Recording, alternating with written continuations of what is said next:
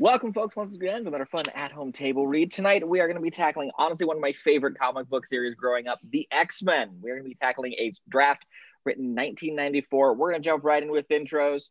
So, start us off. Hello, my name is George, and I'll be doing actor description. Hello, my name is Curtis. I'll be playing Professor Xavier. I'm Eric, playing Eric Lensher, a.k.a. Magneto. I'm Logan, and I'm Logan. I'm Anne, and I will be Scott Summers, Cyclops. Hi, I'm Jen, and I'm going to be Jean Grey. I'm Rudy, and I'm going to be playing Bobby Drake, or Iceman. Hello, my name is Mary, and I'll be playing Sabretooth. Hey, I'm Lexi, and I'll be playing Hudson. Hello, I'm Johnny, and I will be playing Beast. All right, well, George, take us away. All right. Marvel Comics Group presents X-Men. Screenplay by Andrew Kevin Walker. Exterior, city street, night. A billboard atop one building reads, "Mutants must register."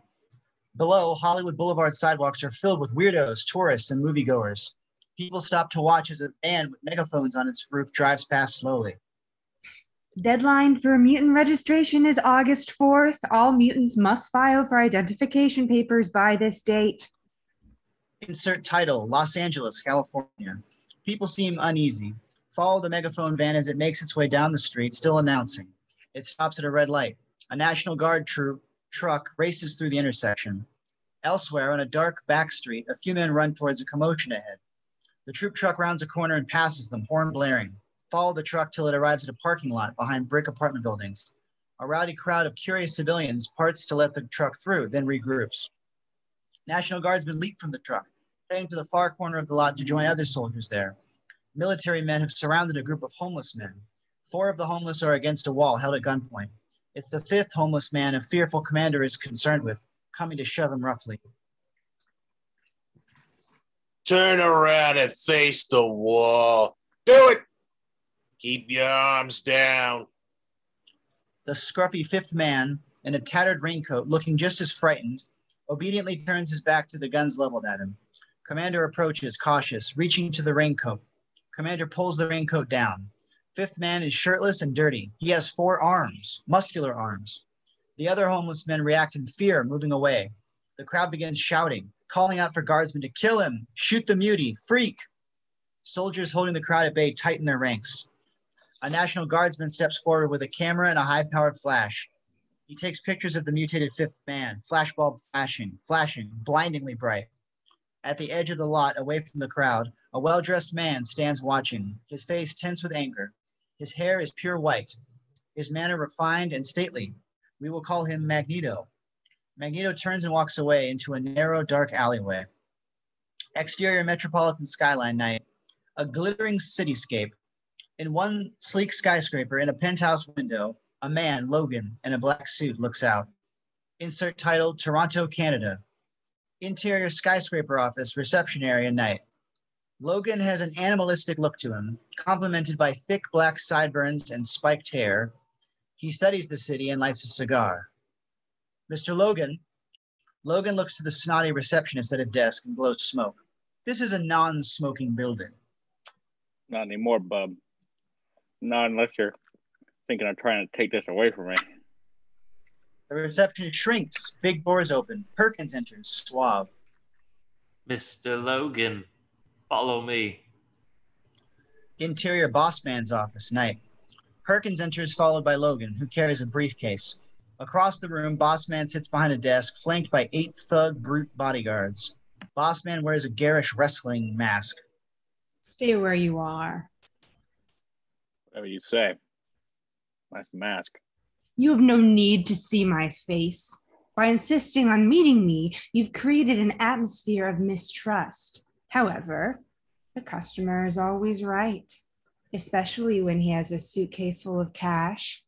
Will you do the honors, Perkins? Perkins goes to take a short black metallic rod off a bookshelf. He flicks a switch on it. It hums. Logan eyes the device. Hold on a second. What's that? A metal detector. Yeah. That no good old-fashioned frisking. This is less offensive to most and more effective. What seems to be the problem? Logan looks unhappy.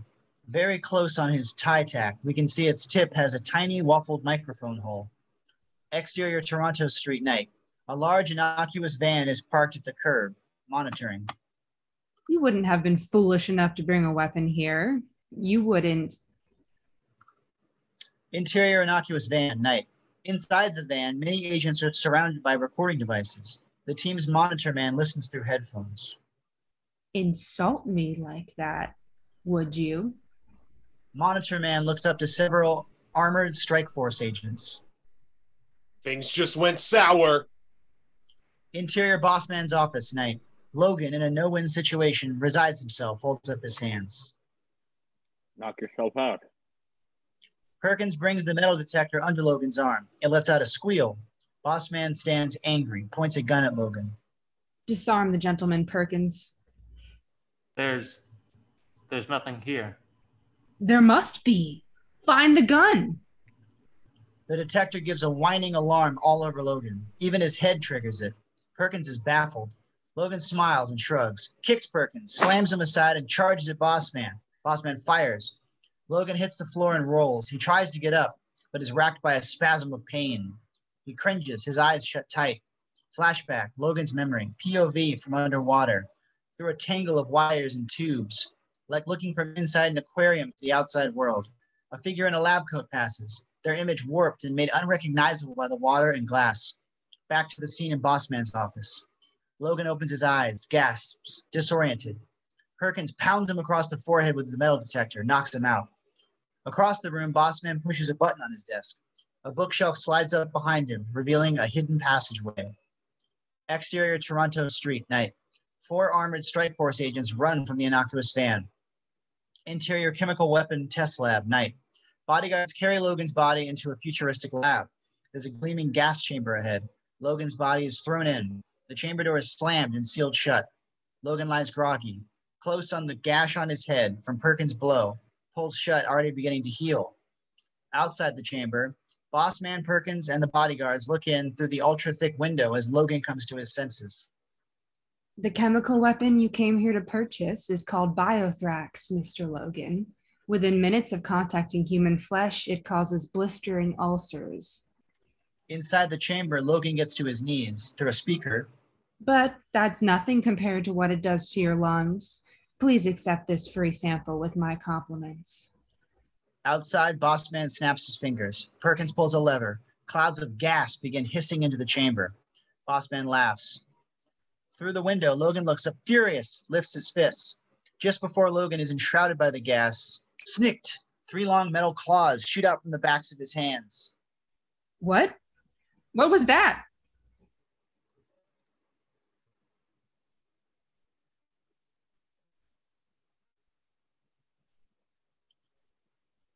Looked like some sort of knives. At the gas-filled chamber, slunked, Logan's metal claws jabbed through the glass. Boss Man and the others back away. Shriek! Logan's claws cut the glass with ease, then withdraw. Scrink, scrink. The claws slash quick, completing a triangular pattern. The triangle is kicked out.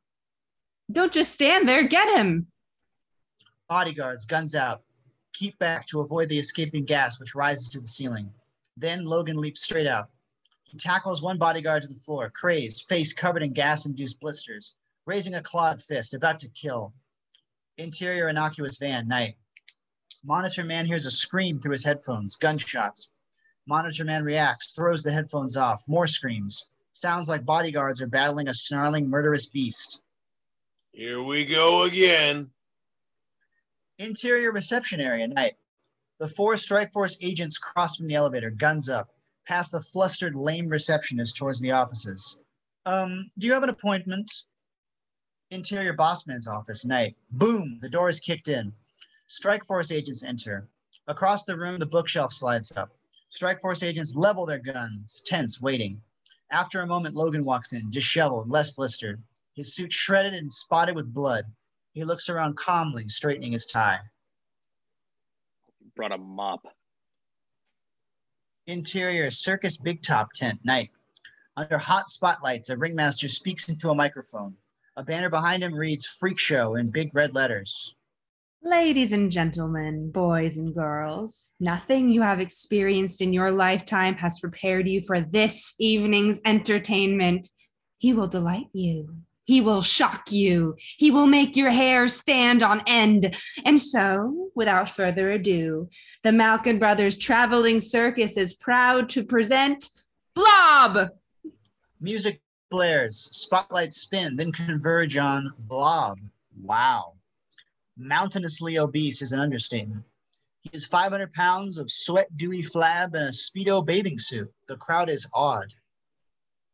Yes, friends, yes, here he is. Let your eyes try to take him all in.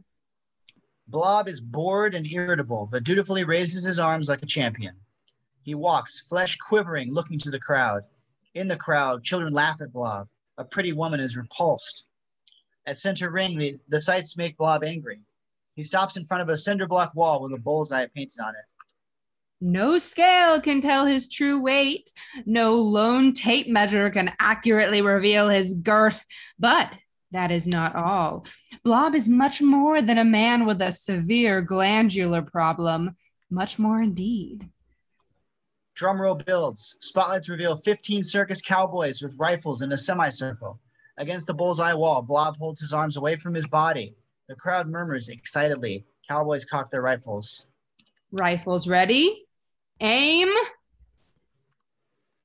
Rifles target Blob. Drumroll builds. Blob closes his eyes. Fire! Rifles crack and pop, echoing. Clouds of rifle smoke immediately obscure Blob. Screams are heard from the crowd. Watch very carefully, ladies and gentlemen. Behold the behemoth! Blob walks back into view, arms still up. There are many indentations in his flesh. Blob takes a breath, flexes his body. Bullets pop out from the indentations, all directions. Pop, pop, pop, pop, pop. The crowd erupts, applauding. Ringmaster comes to stand beside Blob, soaking in acclaim, but perturbed with Blob. Don't just stand there, idiot. Take a bow. Give them a smile. They love you. In the applauding crowd at the back, Pale Man and Tan Man in sunglasses share a mutual box of popcorn, watching impassively. Interior Blob's dressing text, night. Irritating merry-go-round music is heard from inside. Blob in a big robe is seated before the remains of an enormous glutton's delight meal. He jams food into his maw, eating everything, turkey, corn, and mashed potatoes alike with his hands. Give them a smile, Blob. They love you, Blob. They don't love me. Blob stands, wiping his mouth with his sleeve and letting out a bellowing burp. He walks towards a giant canvas bathtub, a huge bubble bath. He clips a clothespin to his nose as he disrobes. Okay. Relax. It's your special time now. Time to pamper yourself. Time to treat yourself like a little princess. He awkwardly hops into the tub, displacing much water, letting out an ah of pleasure. He submerges. Underwater, it's silent. Blob holds his breath and rests his head, eyes closed. In the dressing room tent, designer shoes traverse the wet floor. Pale Man and Tan Man have entered. Pale Man takes a switchblade out, cuts a slash in the side of the canvas tub. Water gushes out, leaving Blob high and dry, covered in bubble. After a moment, Blob realizes and instinctively covers his breasts. Hey, what the hell is going on? Bath time's over, fat boy. Don't want you to wrinkle. Pale Man throws Blob his robe. Blob puts it on and takes the clothespin off his nose, flustered and getting angry. Who are you guys? We're with the government. We caught your act tonight. You're quite the performer. Tan Man sits down across the room. The Mutant Registration Act was enacted by Congress several months ago, Mr. Blob. Now, are you thinking you can simply ignore the laws of these good United States, or do you only obey those certain laws that please you? I don't know what you're talking about, but this is my private dressing area. Pale Man backs off. Tan Man vainly examines his fingernails. Let me explain something, Doughboy. You have unnatural powers. You are a mutant. and a danger to society. So we normal folks, we need to know who, what, and where you are at all times. Behind Pale Man on the canvas wall, a huge shadow rises outside. Blob sees the shadow, not understanding, as the shadow of a clawed hand reaches to the canvas, ripping. Across the room, Tan Man looks up, horrified by what he sees. Pale Man flies past, slides across the food table, and hits the floor, unconscious. Tan Man jumps up, reaches to his holster. Sabretooth enters through the ripped canvas, a massive man with blonde hair, bushy sideburns, and white eyes with no pupils or irises. He wears a fine suit and smiles a fanged smile. Tan Man brings his gun up and points it. But behind Sabretooth, another figure leaps, springing high, a somersaulting blur. Tan Man follows with his gun above, trying to aim. The figure lands. It's Toad, an ugly, hunched man in a bad suit, crouched, long-legged, grinning from under greasy hair. Hello. Tan Man fires. The bullet misses as Toad springs up agile. Toad lands in a crouch on Blob's dressing table. Tan Man points his gun to follow, but his eyes widen. Behind Toad in the dressing mirror, Sabretooth closes in. Tan Man cries out, turning. Too late. Sabretooth is on him. Toad leaps away as Tan Man is tossed headlong into the mirror. The mirror shatters and Tan Man falls back, out cold. Toad lands beside the rather bewildered Blob. The name is Maltese Toynbee. Pleased to meet you. You really don't look like much of a menace to society. Give him time. Sabretooth crouches over Pale Man, about to claw his throat. No, Sabretooth. Let them live to tell the others that the Brotherhood was here. The owner of the voice, Magneto, comes through the tent's proper entrance. Sabretooth, still poised to rend, growls gutturally. Treasure your own life. Sabretooth reluctantly relents. Magneto motions for Sabretooth and Toad to leave, and they obey, exiting. Blob is wary. No reason for you to be frightened, Blob. Not frightened. And I could have taken care of those fellows by myself. What do you want from me anyway? What everyone wants. To look upon you and rationalize their own existences. But the hour has come for you to stop accepting the label of freak. You are not a freak. You are the next step in Homo superior evolution. Homo superior. Magneto puts his hand on Blob's shoulder. Blob's shy about this. Would you like to stop being hurt by humans and instead be the one who does the hurting for a change? Would you like that, my handsome friend? Yeah, I'd like that a lot. Exterior, Rikers Island, night. A souped-up armored car speeds along the lone road, leading to a concrete bunker of a building, the Vault. Insert title, The Vault. Subterranean prison for criminal mutants, Rikers Island, New York City. Extremely tall perimeter walls are topped by razor wire and 2 guard towers. A big steel door in the perimeter wall opens to allow the armored car's entrance to a concrete courtyard. Ahead, the massive doors of the vault itself slide open, revealing a huge elevator rising from below. 7 prison guards exit the elevator with the warden, followed by a forklift. Guards take positions. The driver exits the armored car and walks to open the rear doors. The forklift goes to work, lifting a pallet from the truck. On the pallet, unconscious, is the Mega Mutant Juggernaut, in a uniform of thick metal, with wicked brass knuckles and a round-topped helmet, all-encompassing except for eye and mouth slots. The helmet is riveted to his chest armor. Why is he still wearing his metal skivvies? Couldn't get it off. They tried. They can't even figure out what it's made of. We'll get it off, believe me. I don't care if we have to use dynamite. They follow the forklift as it labors towards the elevator. How can you hold him anyway? I mean, I hear once he's moving, nothing stops him. Is he moving now? No, but he's all drugged up. And that's pretty much how it's going to be to spend the next 20 years. Edie, ho! Looky. All eyes go to Sabretooth. He's up on the perimeter wall near a guard tower, dangling an unconscious guard. Drop your guns, screwheads, or Humpty Dumpty will have a great fall. Several guards point their weapons. The warden waves them off. Hold your fire. Hold on. The warden looks to see the mutant blob waddling through the open perimeter gate, then turns to look to the other guard tower. Toad is seated up there. He grins and waves. Interior of the vault central control room, night. Several security monitors show Sabretooth. A technician stands, terrified. The security chief is near, talking with a guard. Sir, we've got trouble upstairs. Security chief comes over, looks. Yikes! He grabs a phone.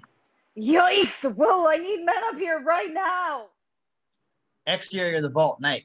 Toad helps Blob herd everyone into the rear of the armored car. Move it, squeeze it in. Plenty of room. Toad closes and locks the doors as Blob goes to the front bumper. Blob lifts the truck with a grunt till it's propped up on its rear, nose up with the men trapped inside. Above, Sabretooth tosses the unconscious guard into the tower, then slides down the wall, slowing his fall by dragging his claws. The villains converge around the forklift. Toad leaps onto Juggernaut's chest, takes out a metal canister and opens it. Pure adrenaline. Toad produces a big hypodermic. He presses the long needle against Juggernaut's arm, with the needle unable to pierce. Snaps. I was afraid of that. Nice going, Toad. Now what do we do? A rumbling is heard. Behind them, the perimeter wall door closes. In front of them, the vault's elevator door is slammed shut. Uh-oh. Toad leaps down, goes to look under the forklift seat. He pulls out a toolbox, dumps the contents, and picks up jumper cables. I've had a spectacular brainstorm. Interior of the vault's elevator, night. The elevator door is open to the central control room. 15 guards run into the elevator as the security head barks orders. Exterior of the vault, night. Jumper cable jaws are clamped to forklift battery terminals. Toad clamps the other cable ends to Juggernaut's thumbs, then looks to Sabretooth, who's behind the forklift's wheel. Let her rip. Sabretooth turns the key. The engine roars. Zzz. Electricity shoots through Juggernaut. His body spasms. Not far away, Blob forces open the elevator doors and looks down. The elevator is rising. Blob's worried. He shoves his hand into the numerical keypad beside the doors, yanks out the sparking guts. Interior of the vault's elevator, night. The elevator halts. The guards look up. Lights go out. Exterior of the vault, night. Blob looks down the shaft, pleased, laughing excitedly. Sabretooth keeps revving as Juggernaut convulses violently. If this doesn't wake him up, nothing will. Behind them, the perimeter wall door explodes off its hinges and falls with a boom. Toad, Sabretooth, and Blob turn to look. Enter the X-Men in armored battle gear. Cyclops leads, handsome, lean-muscled, eyes hidden behind a visor with a horizontal ruby-red slit across it. Behind him is the stunning Jean Grey. And Beast, surprisingly attractive for a knuckle walker covered head to toe in blue fur. Hovering above, flapping his vast feathered wings, is Angel, the youngest. Iceman brings up the rear. His name says it all. Composed of rough-hewn ice, when he moves, you can hear his limbs crackling. Knock, knock. Who's there?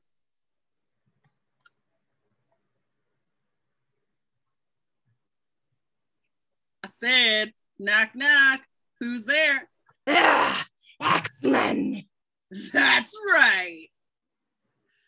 Sabretooth runs at them. Jean Grey rises into the air. Cyclops shoots a concentrated red beam of energy from his visor slit. The ray blasts Sabretooth back into the forklift. He's hurt. Blob looks with shock to the stunned Sabretooth, then runs towards the X-Men, angry, while Toad runs and leaps another direction. Don't hurt my friend! Toad lands on the armored car. Angel and Jean Grey come to hover above him. Toad tears the metal front bumper off the truck and swings it, keeping them at bay, hissing angrily. Blob charges towards Cyclops, Beast, and Iceman. Iceman steps up and holds out his arms, firing big ice balls. The ice balls bounce harmlessly off the thundering Blob's flab. Who's this guy? Cyclops lets out a visor blast, but it does not slow Blob one bit. Scatter. Blob lunges as Cyclops and Iceman split up, but Beast falls backwards and kicks with both legs just as Blob arrives, adding to Blob's momentum, sending him past, flipping and screaming. Blob lands flat on his back with a huge thud. Across the courtyard, Angel and Jean still hover around Toad. Give it up, Toad. We don't want to have to hurt you. How's a girl like you gonna hurt me? Toad flings the bumper, missing Jean. Angel swoops from behind. Toad jumps straight up and Angel grasps empty air coming up behind Toad. Toad lands. Angel spins in the air, looking back. Toad turns, opens his mouth, and squirts spittle from his tongue. The black spittle covers Angel's face. He cries out, flying up. Angel! Toad leaps at Jean, but she projects a blast of psionic energy to knock him down. Toad crashes through the armored car windshield. That's how. Jean looks up, rising to follow after Angel. Cyclops, Beast, and Iceman circle Blob, who gets to his feet. You should have stayed down. I don't think so. Beast leaps from one side, but Blob backhand swats him away. Iceman jumps up behind Blob, wraps his arms around his throat. Bobby, no! Blob struggles, then falls to one knee and bends forward quickly, throwing Iceman into Cyclops. Both heroes tumble. Blob turns to see Beast trying to get up. He goes to Beast and lifts him into a bear hug, crushing. Beast roars in pain. You're gonna be my great big teddy bear, aren't you? Aren't you? Blob throws Beast to the ground. Beast gasps, hurt, crawling. Where you going, teddy bear? Beast is still crawling when he stops face to face with two massive iron-clad feet. Beast slowly looks up in horror. Juggernaut towers over him, angry eyes peering from his helmet. X-Men. I hate X-Men. Far away, high in the night sky, Angel flies erratically, pulling at the gummy Toad spittle. Jean soars after him. Warren, wait for me. She catches up to him, grips him. He struggles, frightened. It's me, Warren. It's Jean. Far below, on a grassy field of LaGuardia Airport, Jean brings Angel down to the ground, comforts him, and she pulls at the goop.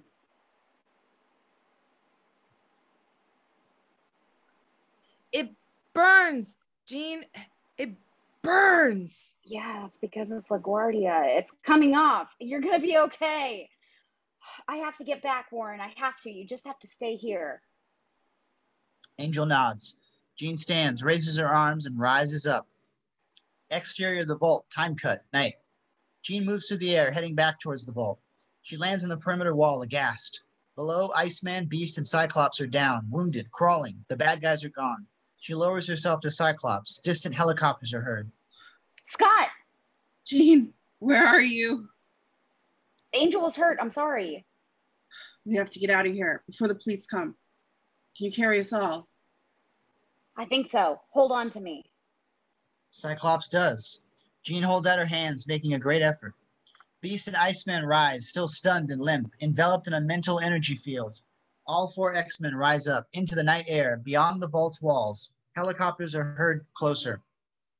Interior United States Senate day. Senate is in session. A packed house. Senator Chester, a heavy-set, charismatic, boisterous speaker, has the floor.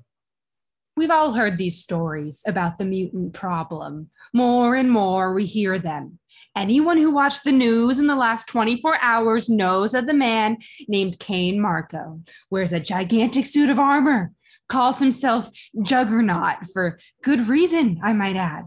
For years, he used his incredible powers to rob banks, and he was supposed to be unstoppable. But someone stopped him. The National Guard did. They had him. They had him, that is, until last night when he was set free by a group of mutant terrorists. And, according to witnesses, the X-Men were spotted at the scene of the crime. Interior War Room day. On a vast TV screen, C-SPAN's coverage takes over without pause. Well, who are these mysterious X-Men? If they fight for the common good, like some claim they do, then why haven't they come forward to be accounted for under the Mutant Registration Act? Why is that? On the TV, there's applause from senators. In the dark war room, Charles Xavier, bald, handsome, in a wheelchair, watches sadly. My distinguished colleagues, the problem with mutants is they're different, but you can't always tell by looking. They don't carry concealed weapons. They are concealed weapons. So I say it's time to seriously consider internment camps for mutants and mandatory tattoos, because without these, who knows where the danger lies? Mute appears on the TV screen. Cyclops enters, now wearing ruby red sunglasses in place of his visor, in civilian garb. What were we expecting? Filled the earth with pollutants, we depleted the ozone, with every chemical imaginable on our food. Now that our progeny begins to show the evolutionary result, we act surprised, as if it were shocking. Sir, I wanted to talk to you about what happened last night. You did your best, Scott. Leave it at that. Amends will be made eventually. Cyclops is troubled. Xavier wheels up to a keyboard, punches keys. The TV image is replaced by computer language data. I finished my last excursion on the internet. The final CSS Unix code was nearly impossible, but I broke through. I found what I was searching for. On the screen, computer-generated images of Logan's skeleton. He's an agent at Canada's Department H. He has the ability to heal almost any injury with unbelievable efficiency, and his bones are coated with adamantium metal, the strongest alloy known to man. What are these on his hands? Retractable claws, also adamantium. His code name is Wolverine. And if we don't get it to him soon, they will. Sounds like a dick. Interior Canadian Secret Service office day. Logan, in a suit, is slumped in a cushy chair smoking a cigar. Flashbacks are coming more often now. Full of needles and torture. They're even working their way into my dreams. Across the office, James Hudson, a scholarly-looking man, fills out paperwork. Ka-chunk! Logan embeds his claws in the papers. Somehow I don't think you're giving me your undivided attention. Hudson calmly looks up. Logan retracts. Hudson caps his pen. You're the best agent we've got, Logan. You've served the Prime Minister well. Don't start whistling "Oh Canada." Let me finish, okay? You've been on hazard duty for a long time. Left a lot of damage in your wake, and no one's complaining about that. But you've earned some nightmares. No. I think these visions are pieces of memories rattling around in my head. I want to know who I am. I want to know who made me this way. No one knows. Yeah, well, I'm starting to find that harder and harder to stomach. You're exactly the way you were when we found you. Adamantium claws and all. Out in the wilds of the Buffalo Woods, half insane, living like an animal. As opposed to the way I'm living now. But judge this up again. It's just too convenient. Secret Service stumbles upon me, cleans me up, has their shrinks give me back some of my sanity. All out of the goodness of their heart, right, Hudson? Oh, but lucky for you, I also happen to be the ultimate killing machine. Look, Department H has tried to research your background plenty of times, and it's always a dead end. We can't even verify the name Logan. What more do you want? Nothing. I quit, that's all. See you in the funny papers. I can't let that happen. Yeah? What are you gonna do about it? Gonna push a button on me? Logan waits. No answer. He exits, shuts the door behind him. Exterior Canadian Wilderness Day. Logan, in flannels and jeans, rides his extra loud Harley down an expansive highway through scenic mountains. Exterior Small Canadian Town Day. Logan rides slow through this fishing village, studies buildings. He stops in front of the White Cap Bar. The bar has a log cabin motif, decorated in blobs of white plaster made to resemble snow.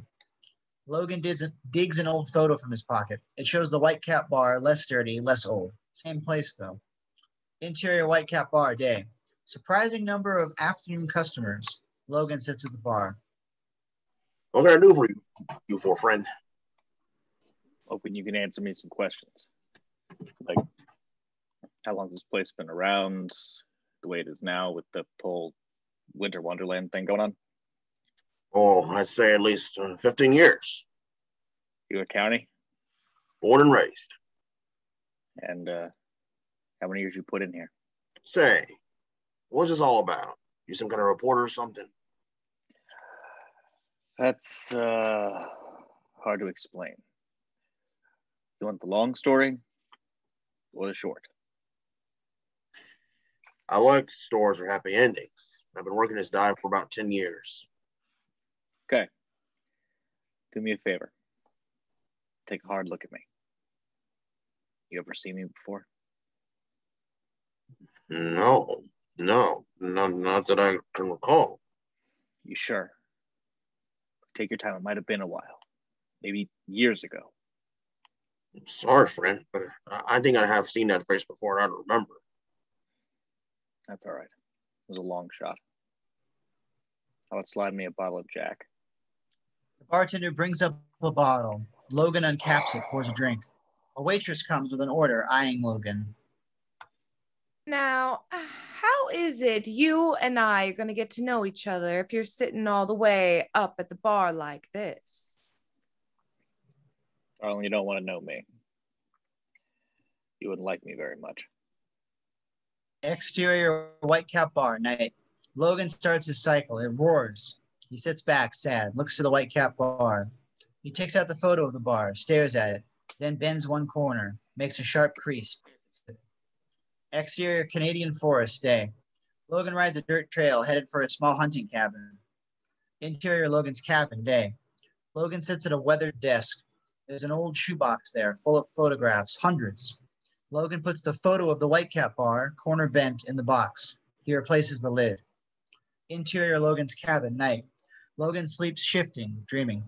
He opens his eyes and sits up, abruptly alert. He turns his head and sniffs the air. Exterior forest, night. Logan moves, stealth-like. Someone is heard ahead. In the dark, a man carries some sort of metal contraption. Logan leaps to action, runs, tackles the man. The contraption goes flying. Logan hits the ground with Cyclops pinned under him. Logan pops his claws, holds them close to Cyclops' face. Don't move, pretty boy. Logan glances to the metal contraption, a folded wheelchair. Good thinking. You'll be needing that in a minute. Mr. Logan, I presume? How about you? All calm, cool, and collected. Logan retracts his claws, puts his fist against Cyclops' throat, lets only the claw to the left pop close to Cyclops' neck. That's one. That's two. You want to go for three? Logan looks up just as he's pulled skyward by an aura of psionic energy and tossed to one side. He tumbles, but comes up in a crouch, pissed. Jean Grey walks to stand beside Cyclops as he gets to his feet. She carries Professor Xavier in her arms. Back down, Wolverine. We're friends. How do you know that name? I know a great deal about you. If you want, we'll leave. But I have no quarrel with you. Quite the contrary. In fact, like your insistence. Logan studies them. He retracts his claws. Interior Logan's cabin, night. Jean, Cyclops, and Xavier, in his wheelchair, are at the kitchen table. Logan sits on his bed, opens a beer. Ain't this comfy cozy? Goldilocks and the Three Mutants. So you want me to join your, what'd you call them? X-Men. So, named because they possess extra powers, which ordinary humans do not. And how'd you manage to do that? I have contacts in the international intelligence community. But you understand I cannot go into details, not till I have your answer. How would this work exactly? I mean, CSS and Department ain't going to give me a goodbye kiss. You would disappear. Your Canadian citizenship would become null and void. You live in secrecy, same as us. Logan stands, nonchalantly placing his foot on the old shoebox on the floor and kicking it under the bed. Jean notices this. For the good of humanity, you said. Humanity. Are we part of that now? We are, unless we make the mistake of excluding ourselves. You know, I could really get to liking you, sweetheart. You're out of line, Logan. Maybe. Then again, I never was much of a team player. I'm declining the invitation. Thanks anyway. Logan plops down in a ratty easy chair, turns on the television. Let's go. He's a lost cause. Listen to me, Logan. In the task you perform for your country were questionable. Mention your methods. willing to forget that. What last time? I don't remember asking forgiveness. You are a murderer by trade. It's the label which best defines you, isn't it? Murderer. Or will you dispute that? No. But I can live with it. Can you? There's a war on the way. Humans against mutants. Mutant against mutant. Far worse than anyone imagines. And as battles escalate, you'll be forced to choose a side. I'm offering an opportunity to fight for something far more honorable than the government agenda, without killing. Sorry. Answer's still no. Logan turns his attention back to the television. Xavier just stares at Logan, unblinking. After a moment, Logan looks at him. You can show yourselves out. Xavier wheels back, turning to leave. Jean and Cyclops follow.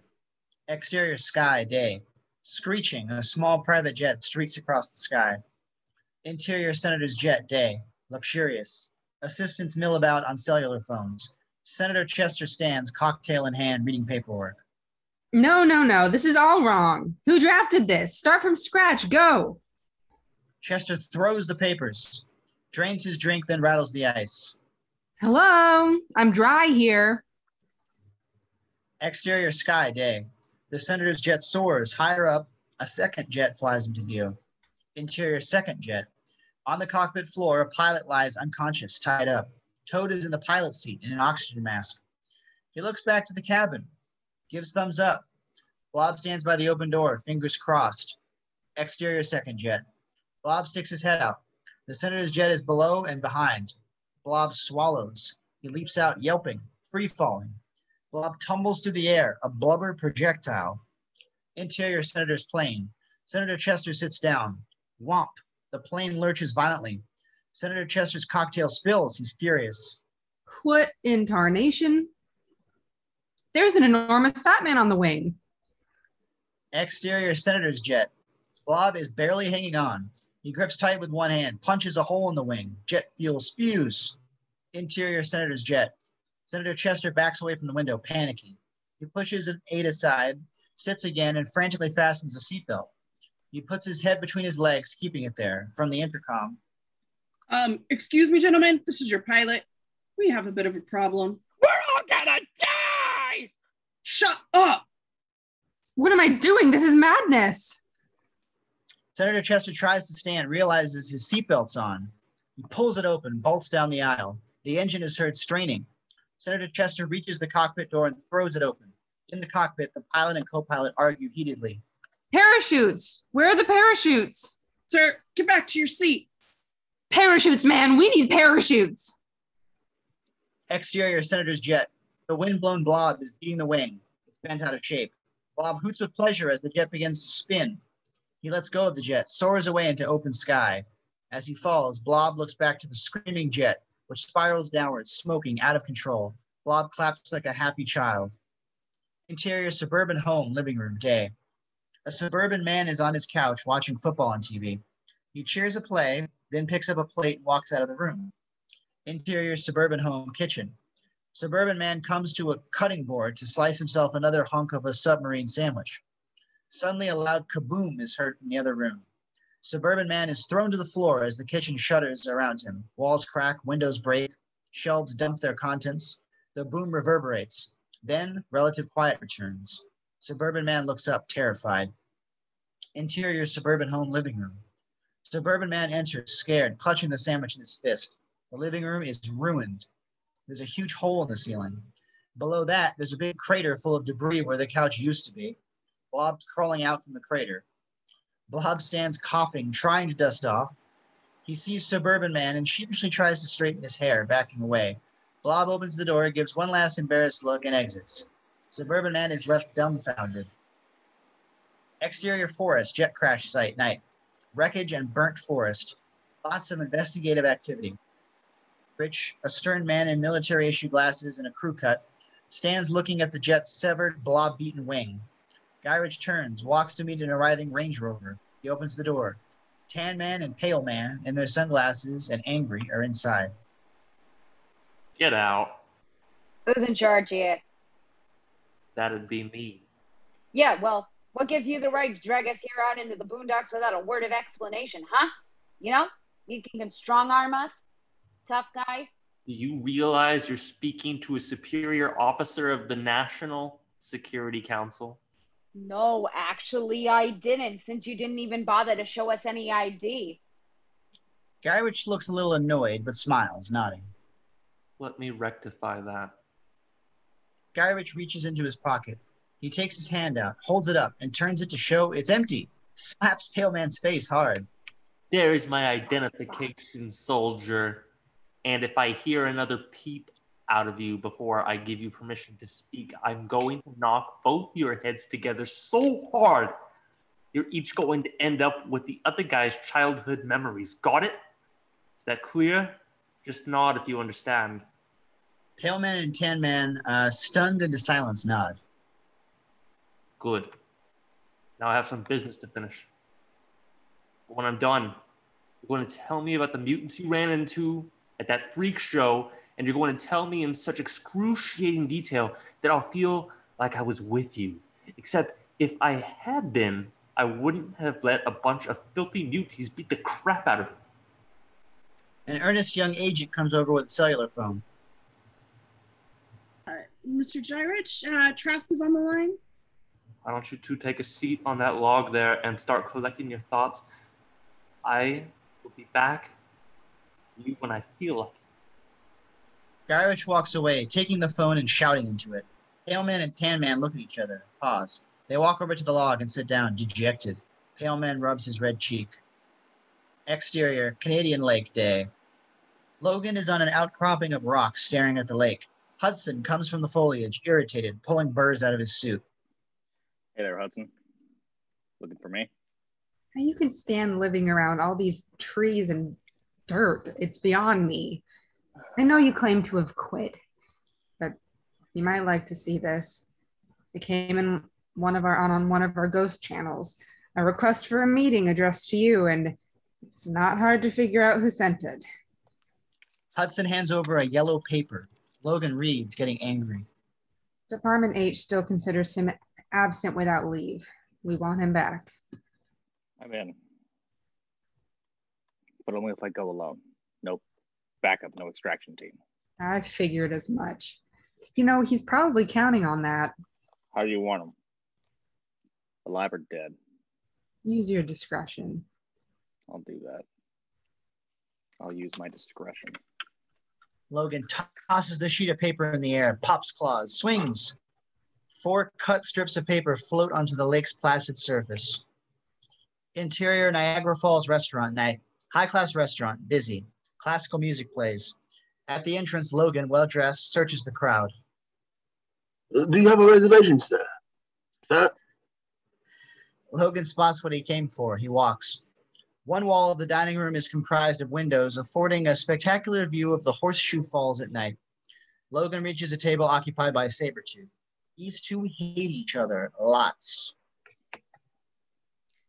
Logan, take a seat. We need to talk. That's the mercenary business these days, Creed. Assassinating any good foreign dignitaries lately? Actually, I've been monogamous for a while now, working on a sort of crusade. Wasn't that special? A waiter approaches timidly. He puts a plate down in front of Sabretooth, a completely raw steak with garnish.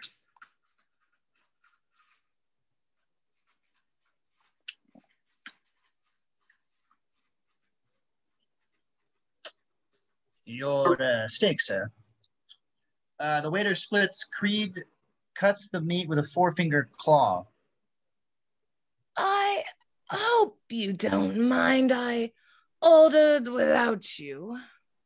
Nah. Seeing you again, I doubt I'll be able to keep solid food down. Now, what kind of way is that to talk to your old spine partner? We've been through a lot together, you and me. We worked together, but we were never partners. If you're looking at it like that, you feel better, fine. But I've been sent to ask if you want to team up again. See, a bunch of us got something going. It's called the Brotherhood. Kind of a pussy name if you ask me, but anyway, we're about to be putting a big hurt on a lot of people. I'm not interested, okay? So that's all of that, right? You done jawing? Sure am. Logan stands, takes off his jacket, and starts rolling his sleeves up. You know, there's not a day goes by that I don't think of how much I'd like to take you out. Hey, I was only filling an obligation there. I'm glad you said no, because now I get an altogether different obligation to stomp you into the ground. I've been hating you so long, I can't even remember where it started. As he talks, Sabretooth takes off his cowboy boots, revealing feet with long clawed toes. Logan takes off his tie. I know what started it for me. You murdered the only woman I ever loved. That's right. Now, why did I snuff her again? Oh, yeah, I remember. Didn't really have a reason. I did it for fun. Snicked. Logan's claws shoot out as he lunges. Sabretooth tips back his chair, hits the floor, and does a backward somersault. Logan misses, knocking over the table and slamming his claws into the floor. Sabretooth springs to his feet, takes the napkin from around his neck, and tosses it aside, ready. Step right up.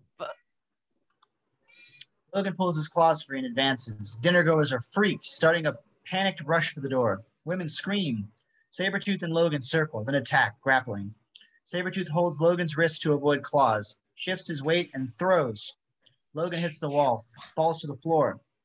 Sabretooth grabs a sharp steak knife and throws it. Logan ducks to one side. Thunk. The knife embeds in the wall. Logan charges towards Sabretooth, but Sabretooth leaps up onto a table. Logan slashes at him, missing. Again and again. Logan swings and misses, chopping tables and chairs to pieces. Sabretooth keeps avoiding, leaping from table to table. He's amazingly adept, keeping his balance even as he leaps from chair back to chair back. Logan's getting furious, flailing. Hold still, you freak! Logan whiffs as Sabretooth leaps and kicks him across the face. Logan goes sprawling. He struggles to get up but falls to his knees, gripping his head, crying out in pain. Flashback, Logan's memory. From blackness, a rushing sound like a freight train. POV images appear, moving through an industrial corridor, fast, passing metal doorways, searching. Rounding a corner. Ahead are high-tech military men in strange uniforms. The military men look this way, alarmed, pointing, raising automatic weapons. Back to the scene in the restaurant. Logan's still wrapped up in the flashback. Across the room, Sabretooth grasps an espresso machine, yanks it out of the wall. Anyone for an after-dinner espresso? Logan throws his head back and opens his eyes, released by the vision. He looks towards Sabretooth just as Sabretooth throws. Logan dodges. The espresso machine smashes, barely missing. Logan leaps onto the buffet table, moving. There's a large ice sculpture there. Logan slices off a huge chunk. He heaves it. Sabretooth runs, but the ice chunk clobbers him, knocks him down. Sabretooth's dazed. Logan leaps down and closes in, scraping his claws together. Say goodnight, Gracie. Logan brings one hand back for the kill, but several spoons fly over, clink, clink, and attach to his claws. Logan looks. Silverware leaps from everywhere, drawn to his claws. Clink, clink, clink. Hundreds of knives, forks, and spoons. Logan tries to shake them, but his claws are useless and heavy. In a corner of the room, one final patron has remained, seated in shadows. He stands into light. Magneto. You should have joined us, Wolverine. What a pitiful waste of talent. Logan sees Sabretooth getting up and moving in for the kill. Logan lets out a howl of rage, runs ahead, slams into Sabretooth. They both smash through one of the plate glass windows. Exterior Niagara Falls, hillside, night. The raging sound of the horseshoe falls is deafening. Logan and Sabretooth fall, surrounded by shards of broken glass and cutlery. They hit a steep rocky hillside, tumbling down. Whoomp! They finally land on a rail-bordered ledge. It's a scenic lookout point, very close to the falls. They're both in bad shape. Sabretooth is the first to rise. Mist sprays down. You're too much of a shrimp. Trying to kill me? You almost killed yourself. Sabretooth picks Logan up, lifts him over his head with both hands. Silly me. Did I say almost? With a grunt, Sabretooth throws Logan's body over the rail. Logan's body drops, disappears into the raging fury of Niagara. Exterior, X-Mansion, night. Insert title, Upstate New York, Salem Center. It's raining hard. Lightning illuminates the X-Mansion, an expansive two-winged brick structure. The sign at the top of the circular drive reads, Xavier Institute for Higher Learning. Interior, X-Mansion, second floor, Beast's living quarters. Beast in reading glasses, upside down, clings to ceiling-mounted monkey bars with his feet, reading To Kill a Mockingbird. Interior, X-Mansion, second floor, Angel's living quarters. Angel sleeps on his stomach, shirtless, his wings spread wide. Interior, Xavier's living quarters. Xavier is at a work table using a soldering iron to do delicate work on a bread box-sized antenna device. He looks tired. Interior, X-Mansion sub-basement, the war room. Iceman, in human form, is asleep at a security station of TV and radar screens. An alarm sounds loudly. Iceman awakens, startled. He stands, ice forming rapidly on his skin, transforming him to his icy persona as he punches buttons and studies screens. Interior, Xavier's living quarters. Alarm. Xavier looks up worried, wheels quickly across the room into an elevator. Doors shut. Exterior, X-Mansion grounds, lawn. A small door pops open in a lawn rock and a radar mast rises up, starts shifting back and forth, scanning and beeping. Exterior, X-Mansion, second floor window. Alarm. A window is thrown open. Angel climbs out and leaps. He spreads his wings and soars into the rainy sky. Interior, X-Mansion sub-basement, war room. Alarm. Elevator doors open and Xavier enters, wheeling to Iceman. What have you got, Robert? The thermal sensors and radar are going crazy, but they're being taken out before they can cross-reference. Watch. Iceman points to a radar screen. It shows an erratic blip heading towards the screen's center. Then the screen goes dead. Exterior, X-Mansion grounds, lawn. At the rock, the radar mast has been ravaged, innards exposed. Interior, X-Mansion second floor, living quarters, hallway. Alarm. A long hallway. Beast runs down the hall. Cyclops comes out a door, adjusting his visor. He waits till Beast is passed, making sure the coast is clear, then ushers Jean Grey out. Exterior, X-Mansion grounds / front gate. Angel lands gracefully and runs. He sees that the wrought iron of the Institute's main gate has been slashed open. Angel goes to an intercom on the gate pillar. This is Angel. I'm at the front gate. The perimeter's definitely been breached. Exterior, X-Mansion front door. Alarm. Heavy bolts are heard clunking. Doors swing open. Cyclops, Beast, and Jean Grey step out, ready for battle. Interior, X-Mansion sub-basement, war room. Iceman and Xavier continue monitoring. Suddenly, the pitch of the alarm changes and the entire war room is bathed in red light. Xavier looks, then sits back in his chair and shuts his eyes. Jean, can you hear me? Exterior, X-Mansion front door. Beast, Cyclops, and Jean Grey fanning out across the drive when Jean turns her head, responding to Xavier, also projecting. I'm here, Professor. Intruder has entered the mansion. Jean heads back towards the mansion, shouting to Beast and Cyclops. Scotty's inside the house. Exterior, X-Mansion grounds / front gate. Angel pushes through the remains of the gate, peering forward. Lightning illuminates a Harley-Davidson motorcycle parked ahead. Interior, X-Mansion front doors. Jean runs into the foyer and halts, looking up in shock just as Beast and Scott arrive to back her up. Logan! Logan sits at the top of the broad central staircase. He's still in the clothing Sabretooth ruined, soaked, hurt bad. The entire right side of his face is swollen and badly bruised. Your security system could use some improvements. He stands, weak, keeping his hand on the rail, tossing a duffel bag off his shoulder. He takes a step down, but blacks out and tumbles. Jean Grey comes to catch him, cradles his battered form. Nice catch. What happened to you? Bad things, darling. Bad things. Logan's dream, Logan's memories. POV from underwater, as before, through a tangle of wires, blood tubes, and bubbles, like from within an aquarium to the outside world. A figure in a lab coat passes, warped and made unrecognizable by the water and glass. It fades to blackness. From the blackness, a rushing sound like a freight train. POV images appear, moving through an industrial corridor, fast, passing metal doorways, searching, rounding a corner. Ahead are high-tech military men in strange uniforms. The military men look this way, alarmed, pointing, raising automatic weapons. POV charges straight at military men, heedless of the guns, picking up speed into the bright, rapid gunfire. Everything goes pale, then blinding whiteness. From whiteness, a different type of image blooms. POV of a field of flowers, peaceful, colors so clear. Even as the POV turns, flowers everywhere, with sky and mountains beyond. Interior X Mansion, Wolverine's living quarters, night. Logan sleeps shirtless, still bearing his massive wounds. Time cut to later that night. As Logan sleeps, he heals. Time cut later that night. Logan's face is less swollen. His torso is almost completely healed, but covered in many thick scars. Time cut later that night. Morning. Logan is whole, no scars. Interior X Mansion, various rooms, library, hallway, day. Xavier leads Logan through the vast library into a hall. Dining rooms, kitchen, and parlor are found in the upper wing. As you can see, everything on this floor and above has been designed to be viewed by the general public. And as far as they know, this is merely a school for gifted students. They reach an elevator and enter it as the door closes. Sub-basements, however, an entirely different matter. Interior war room, day. The vault-like door is open. Xavier and Logan enter. For the first time, we see the war room's full glory. There are many futuristic multi-screen computer stations. War room. We've tapped into NORAD Central Command, the FBI, and CIA, even your Department H. All civilian military and police data is harvested 24 hours a day. Hope you don't expect me to learn Word perfect.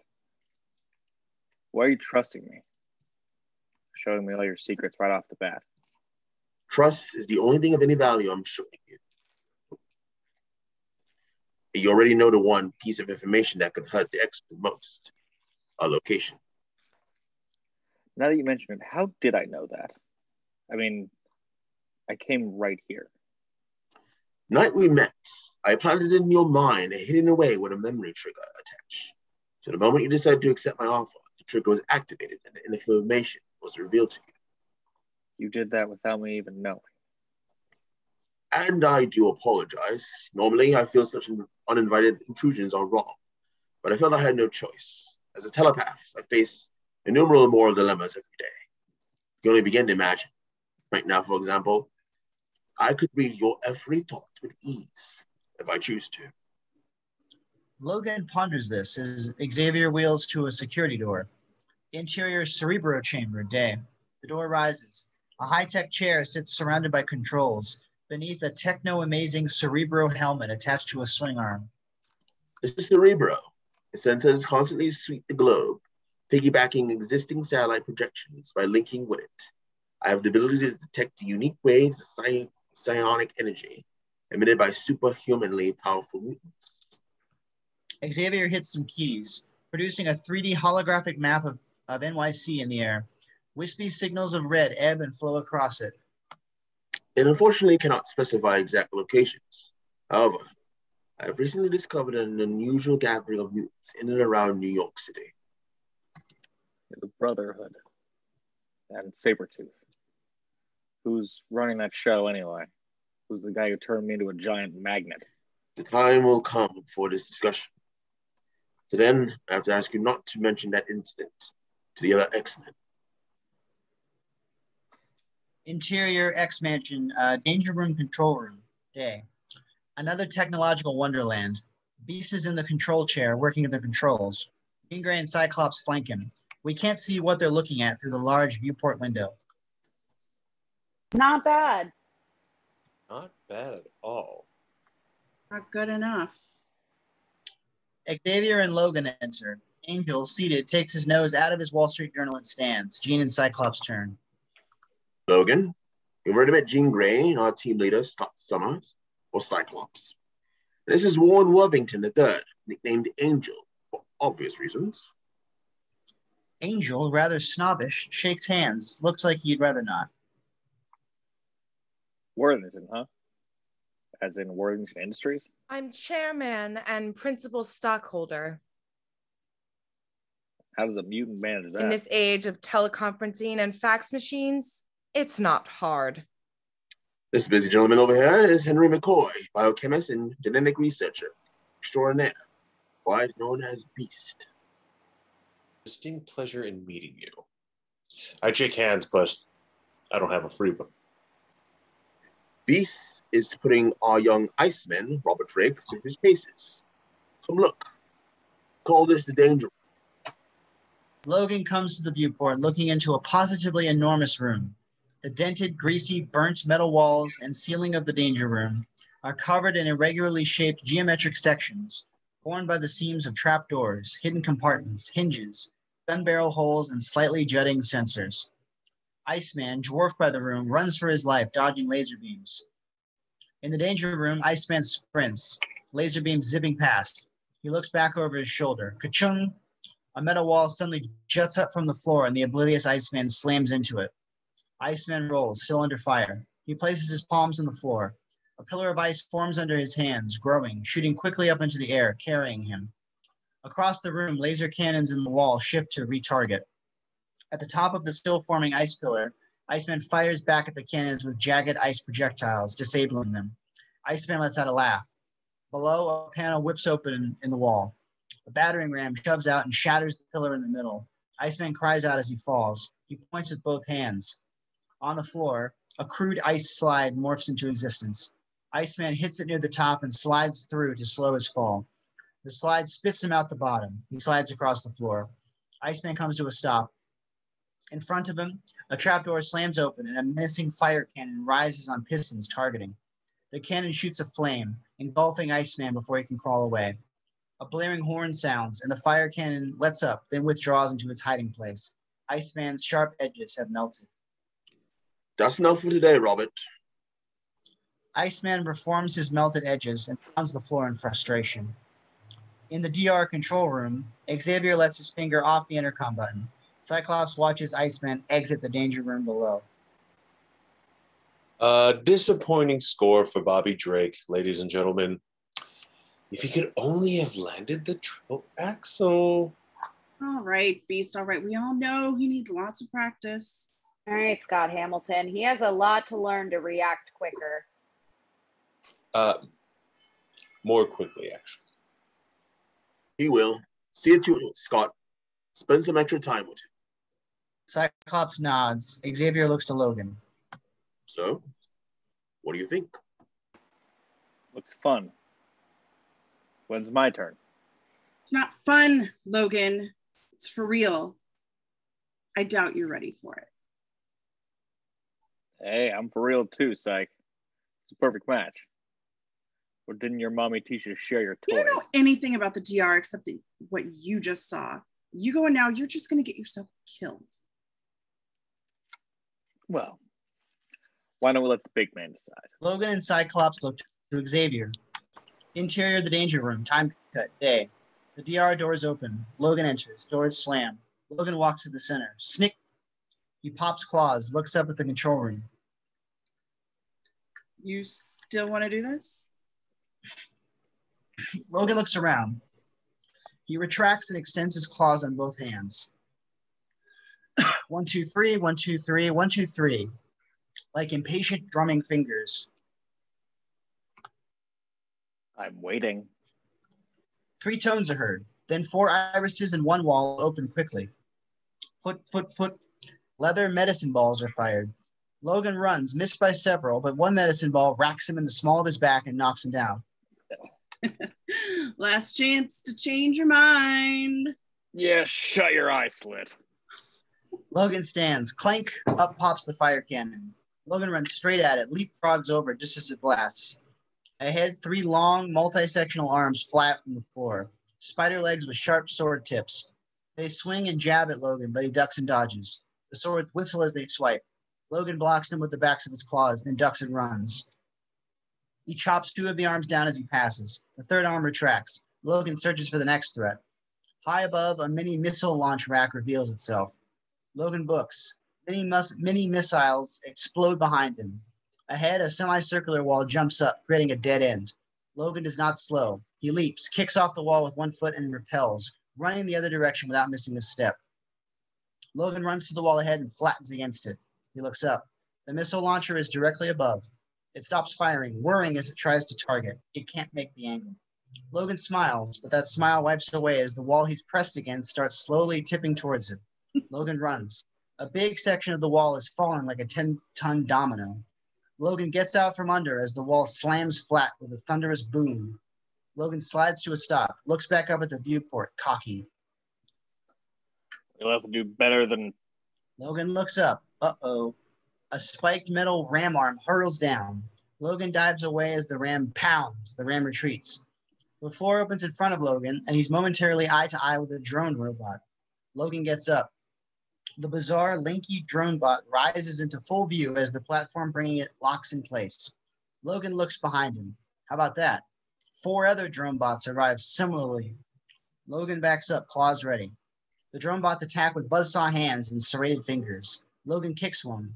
Another drone bot strikes, sends Logan flying. Logan lands hard, his shoulder cut up pretty bad. In the DR control room, Xavier and the rest of the X-Men watch. I'm shutting it down. No, let him continue. In the danger room, Logan stands furious. The drone bots are coming. Logan goes to meet them with a cry of rage. He swings, cutting into the drone bots as they try to counter. Drone bot pieces fly to the danger room floor. Logan cuts one drone bot in half, grabs another drone bot's arm, cuts it off. A drone bot buzzsaw slices Logan's back with a glancing blow, but Logan turns and impales the drone bot's head. Logan keeps swinging, ripping, shredding, smashing, bashing. In the DR control room, Cyclops is amazed and a little frightened. My God. In the danger room, Logan pauses the last drone bot, breathing hard, calming. The horn blares, pause. Logan looks up. I'm going to Disneyland. Interior X Mansion, Xavier's quarters, night. Cyclops broods by the window. Xavier's in his wheelchair. He's not one of us. Must have patience. Besides his berserker instincts, putting that aside for a moment, we still both know the only reason he's here is to get another crack at Sabretooth. Wolverine is an X-Men now, Scott. Like you, or Iceman, or any of them. One by one, you came to me, or I sought you out. And now that Logan has come, he is just as deserving of a chance to learn to control his abilities. We need him, and although he might not know it yet, he needs us. Interior X Mansion, indoor swimming pool, night. Jean Grey swims laps in the pool. She crosses under the diving board, turns, and swims back. At the other end, she climbs out. Not for a dip, sweetheart. Jean is startled. Logan's on the diving board, smoking a cigar. What can I do for you, Logan? You're doing it. She does look good in her bathing suit. Jean motions. Her towel far away leaps into the air and comes to her. She covers up. Oh, you don't have to be shy around Let me. me explain something before you try to take this relationship beyond the leering stage. I know. You've already got a boyfriend. Certain fella goes by the name of Cyclops. That night in my cabin, I could smell your lipstick on Pretty Boy's breath. So either you two been smooching it up, or he was borrowing your shade. That doesn't bother me. It's a woman's prerogative to change her mind. Good night, Logan. Sleep tight and don't let the bed bugs bite, at least as if they'd try. What's your hurry? Something about being alone in a room with me makes me uneasy. That's my animal magnetism. No, it's fear. Afraid You're a fall in love? lunatic. Yeah, crazy for you. Jean Grey just shakes her head and exits. Logan's alone. Logan, you are a heel. Disgusted with himself, he chucks his cigar into the pool. Interior X Mansion, Cyclops living quarters, night. Jean Grey is on the bed, drying her hair with her swim towel. She stops and stares at the wall, thinking. Cyclops, with his sunglasses, comes from the bathroom in a robe. What's the matter? Nothing. Really. Just thinking, that's all. Cyclops lets it go, sits beside her, and kisses her. Long kiss. Get it, Anne. We have to tell them. Tell them what? Cyclops leans to kiss again, but she stops him with a weak smile. Scott, I'm tired of sneaking in here every night and then having to hurry back to my own room before the sun comes up. What are they going to say? And with Professor Xavier around him, I still feel like it's a little kid. We shouldn't worry what the others will think or say. We shouldn't have to worry. Happy Pride, bitches. Jean falls back on the bed. Cyclops joins her, takes her hand. I wish just once. Oh, I'd give anything to be able to look into your eyes. Oh, I will after July 8th. Just once in a lifetime. Your one eye. I'm sorry, your one eye. Oofta. You know, that can never happen. These lenses are the only thing keeping me from destroying everything I look at. Without them, who knows? Jean comes close to him, puts her arms around him. A breeze blows the curtains of a nearby window.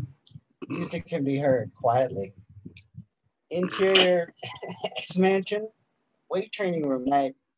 The music comes from a radio on a shelf in the weight training room. Iceman, de-iced, lifts weights, straining, covered in sweat, pushing himself. Across the room, Angel is seated studying financial charts and graphs on a laptop computer while he speaks on the phone. I don't care what's hot in the Asian bond markets, Jack. SELL. Got it? Now, what's MRV's close? Okay, lock in 1 million shares. And by the way, whatever happens to those ballot tickets? Interior X-Mansion, Beast's living quarters, night. Books, books, books. One half of the suite is a chemical test lab. Beast mixes things in test tubes, watches for a reaction. He gets none, disappointed, goes to write down his findings. Interior Logan's living quarters. A samurai sword rests on a display rack. Logan sits cross-legged on the floor, sorts through photos from the shoebox. Photos of different people, different places. Logan studies one, then puts it on the floor and picks up another. He seems frustrated. Many photos are laid out on the floor around him. Many of them have one corner sharply bent. Exterior Manhattan night. If you can make it here, you can make it anywhere. It's big, shiny, and beautiful. It's the Manhattan skyline. The Citicorp building with its distinctive slanted roof stands tall. All in all, besides the sounds of distant sirens, it's a quiet night. Then a rumble is heard. The Citicorp building trembles. It shifts impossibly, just slightly, to one side, shuddering. Thousands of windows shatter, raining glass towards the street. Then it's quiet again, for a moment. Only a moment. With a scream of tortured metal and a sound like 1,000 locomotives, the Citicorp building falls towards the East River. Its lights go dark as it topples surrounding structures, buries streets filled with cars, and smites brownstones. The destruction echoes in the sky. It's over. A great cloud of dust rises. The Manhattan skyline is forever altered.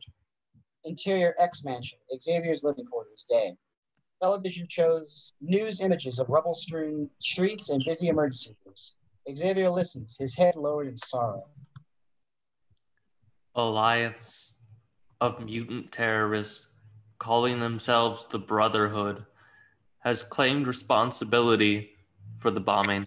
Here is a portion of the message we received just moments before the explosion.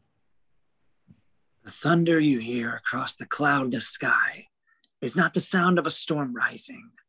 It is the sound of mankind falling. Xavier looks at the TV. This voice fills him with dread. If it is your desire to fear mutants, it will be our pleasure to give you something worth fearing. If you hate us, we gladly hate you back. And if you attempt to imprison us, we will rise up and we will build our cities with your bones. Interior X-Mansion, parlor, day. Xavier sternly faces the assembled X-Men. Beast, Iceman, in human form, Angel, Jean Grey, Cyclops, and Logan. Beast and I leave for Manhattan. I see a smart. See such an improvement, Scott.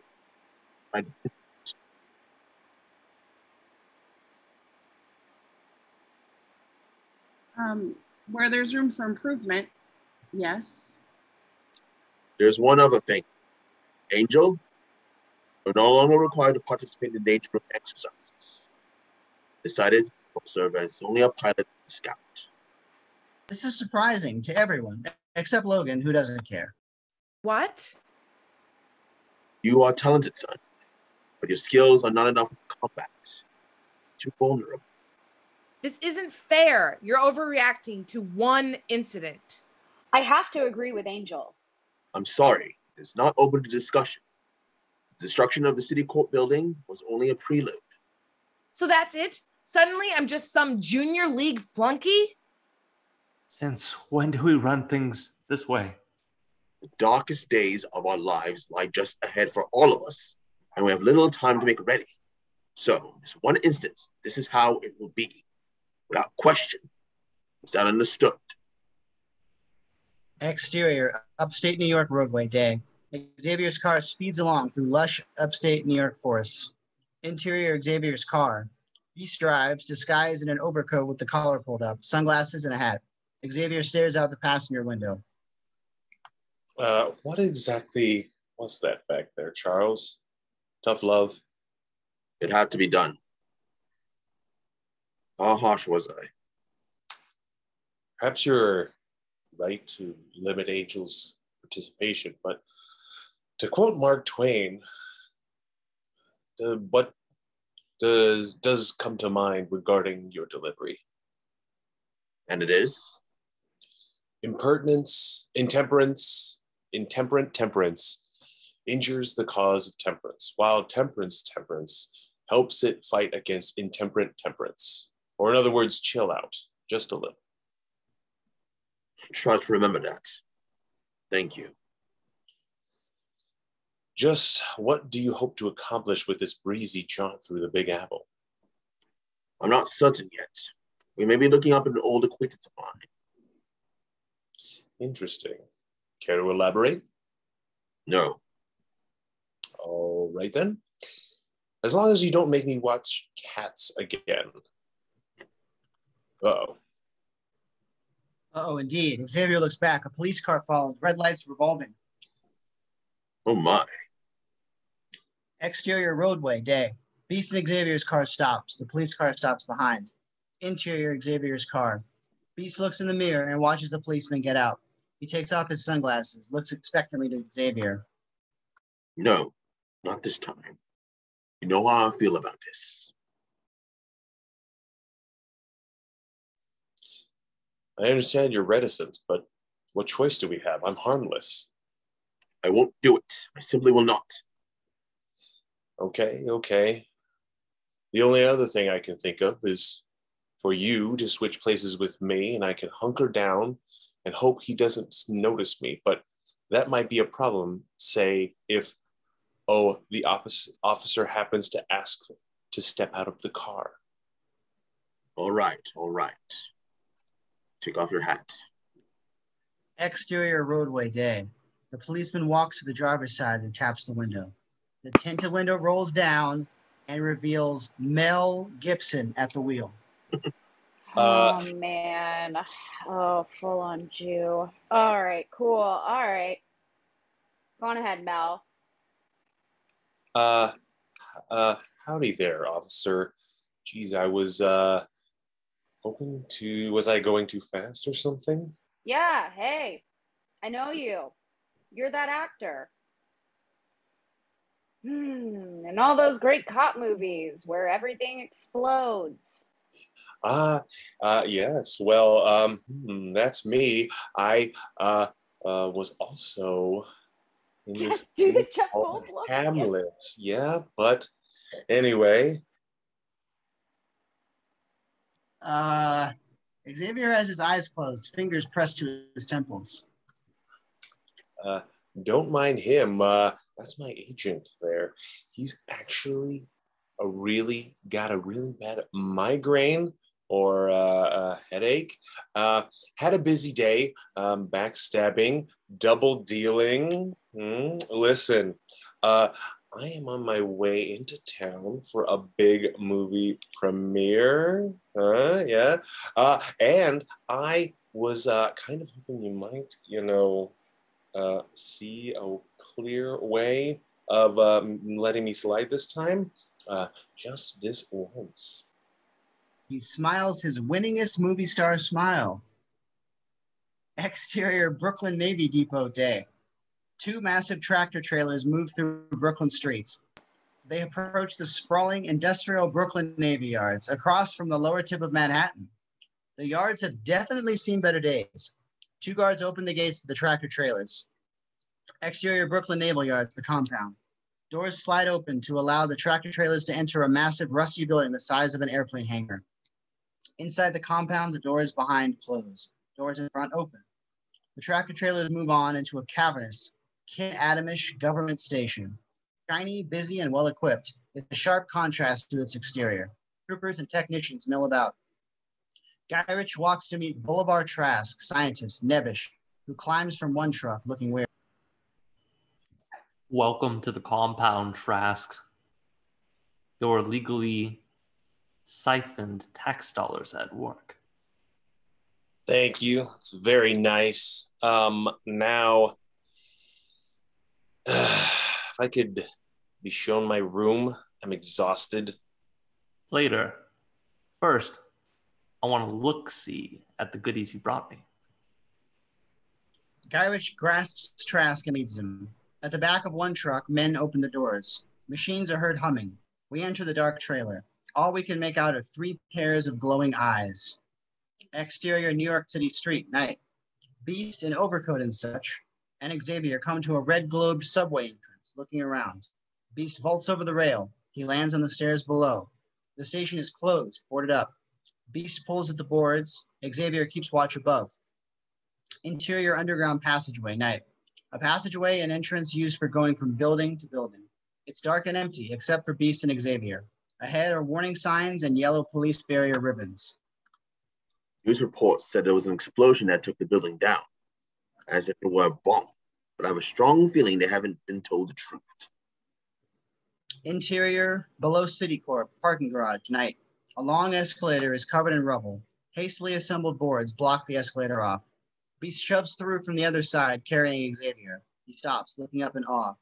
The escalator they're on goes only a little further down before it abruptly ends, hanging over a massive crater. The crater has ruined several floors of parking garage. At its center, many massive steel girders and thousands of metal support rods have been ripped from their concrete moorings and walls, stretched and joined together, twisted round and around each other, forming what looks like a giant tornado of heavy metal frozen in time. Lord, who could have done this? Interior, X-Mansion, danger room, day. Logan leads, Iceman follows. They rush through a metal hallway, staying low, cautious. They come to a corner. Logan peeks around. Ahead, a machine gun comes to life and fires. Logan pulls back as rubber bullets pound a nearby wall, meant for him. You want it? Iceman nods, steps up. The machine gun fires. Rubber bullets bounce off Iceman as he raises his arms, projecting cold. The machine gun keeps firing, but frost begins to form. It creaks, mechanism slowing, so cold and brittle. As it fires, it shatters into millions of pieces. Logan looks around the corner. You do quality work, Frosty. I aim to, Don't let anybody tell you different. I aim to freeze. Oh, above them, we see they move through a complicated maze formed by hundreds of interconnecting walls jutting from the floor of the DR. Elsewhere in the maze, Jean Grey and Cyclops navigate from an opposite corner, also heading towards the center. They're a lot closer to the center goal than Iceman and Logan. Jean is in front. She moves down a long section of the maze. Suddenly, a panel opens, revealing 3 holes. 3 round objects shoot out at incredible speed. Jean leans back, furrowing her brow. The objects freeze in the air, inches from her face. 3 grenades spinning and suspended.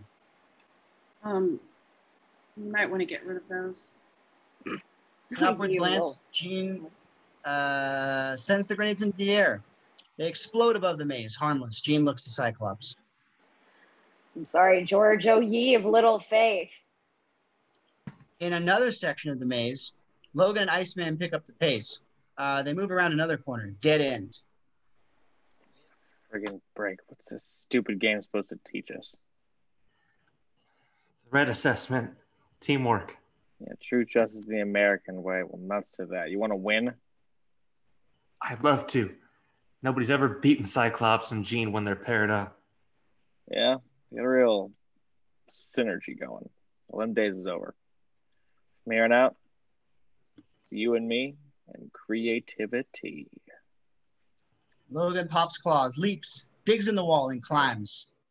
Interior danger room, control room, day. Angel is at the controls, looking down the maze to the viewport. He sees Logan's head stick up and pushes buttons. Interior the danger room, maze mode, day. Laser beams fire, barely missing as Logan ducks down. Inside the maze, Logan lands back beside Iceman, over the DR intercom. No one coming over the top, Wolverine. Now we know where we're going. All we gotta do is get there. And the short distance between 2 points. Logan shoves his claws into the metal maze wall, cutting. He cuts a big circle like slicing butter and kicks it in. Right through here. Watch my back. I'm there. At the center of the maze, a red flag sits atop a steep metal hill. At one side of this open area, Cyclops and Jean enter. We made it. But then, scrunk, screech, Logan kicks a hole in the opposite wall. Iceman is behind. Cyclops books. Logan runs from the other side. They both sprint up the hill, heading towards the red flag. Cyclops dives forward and grabs the flag just before Logan gets there. Close, Logan, but not close enough. I bet you could almost taste it. Yeah, that's all right. Better man won. Put it there.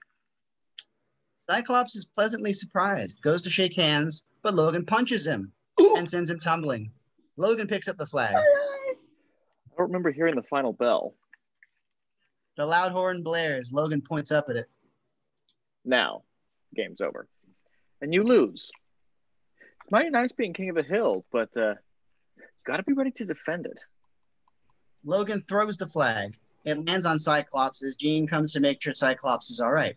Logan comes down beside Iceman. That was a dirty pull. And I was winning, kid. You'll recognize it when you've done it a few times. Blam! Cyclops' energy ray slugs Logan from behind. Logan hits a wall. He gets up, shaking it off, angry. What were you thinking? Let's go. You and me. Cyclops moves forward. Logan approaches, but Iceman steps in front, blocking him while Jean restrains Cyclops. Stop this. Are you crazy? Stop it. He's back, Logan. Step off. Okay, I'm all right. Nothing worse than a sore loser, One Eye. You should learn to take it like a man. Logan walks out. Iceman and Jean look worried. Interior New York apartment office, early evening. The door of the office is closed. Beast is on the phone. Whomever's leading this brotherhood, well, it seems Charles may have had dealings with him in the past. Interior X-Mansion living room, early evening. Cyclops, Jean, Angel, and Iceman in human form are in attendance, looking towards a speakerphone on a table. Intercut conversation. If that's so, why didn't he tell us? You may feel we're not ready to hear the full truth just yet. In the Battle of Britain, the Royal Air Force was heavily outnumbered by German Luftwaffe. I doubt each man flying for Britain truly comprehended the enormity of the odds against him. Yet, after months of fighting, the RAF handed Hitler his first major defeat over World War II. It was this battle that Churchill said, "Never in the field of human conflict was so much owed by so many few." Man, where do you get all this stuff from? Churchill also said, it's a good thing for an uneducated man to read books of quotations. Where's Professor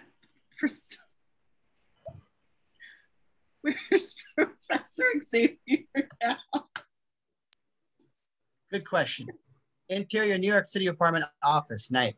Beast, still on the phone, looks towards the closed door. In the other room here, he's got into some sort of deep psionic trance. What? As far as I can tell, he's reaching out across the entire city with his mind, sorting through millions of states of consciousness around us. Interior New York City apartment living room, day. Xavier faces windows overlooking the city. He's motionless, zen-like. His eyes are rolled up and bloodshot, rather frightening. He's calling out the Brotherhood leader. Interior Logan's living quarters, balcony, night. The balcony overlooks a lovely garden. Logan is on a bench looking at his shoebox of photos. He senses someone coming and puts the pictures away. Across the room, Jean enters, knocking. I've been thinking, oh, well, can I talk to you for a minute? Logan nods. Jean comes to stand on the balcony with him. Because I've been thinking about you. Yeah. With or without clothes. Give it a rest for once, Logan. A little of that garbage goes a long way. All right. What's up? If I ask you a straight question, will you answer honestly? Depends what the question is. Try me. Why are you still alive? Want to run that by me again? If the records Professor Xavier dug up from Department H are anywhere near accurate, you've been shot at least 120 times in the line of duty. You've been stabbed over 60 times. You've been bludgeoned, burned. You even went over Niagara Falls, yet where you sit, here you are, alive and well. But what keeps you going? It can't all be because of your healing factor, not all of it. To survive what you have, it would take this unbelievable rage to live. What are you getting at? Well, like I said, I've been thinking about you, and there's something I don't get. I mean, what in the world could you possibly be living for? You don't care about anyone, and it's pretty clear that you loathe yourself. So most people have something they care about. So I wonder, what does Logan look forward to? Does he look forward to the next time that he has the pleasure of digging his claws into someone? Is he just, in his heart of hearts, breathlessly anticipating his next victim's last gasp? Is that enough? I mean, it couldn't be, but like, what else is there for him? Logan's getting a sour stomach. He walks into his room and puts the shoebox on his desk. Jean's not enjoying this anymore. Oh my, did I hurt your feelings? Maybe you better leave. Interesting. I was just about to say the same thing to you. Logan stares down at the shoebox. He looks at Jean. You asked. You really want to know? Pause. Jean nods. Logan comes back and sits facing her. I'm here, sitting with you, right? Okay.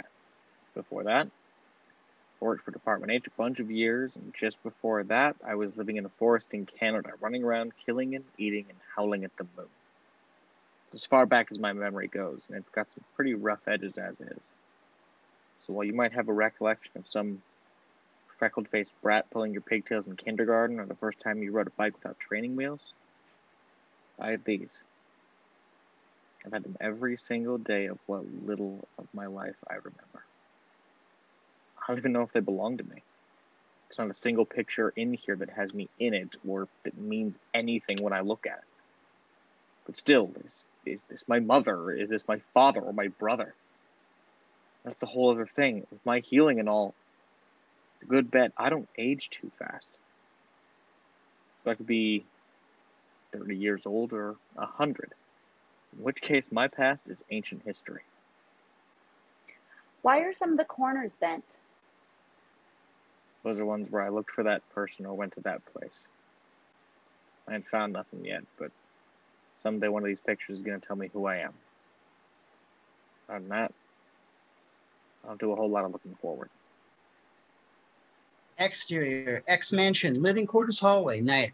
Cyclops comes down the hall and notices Logan's door ajar. He stops, looking in.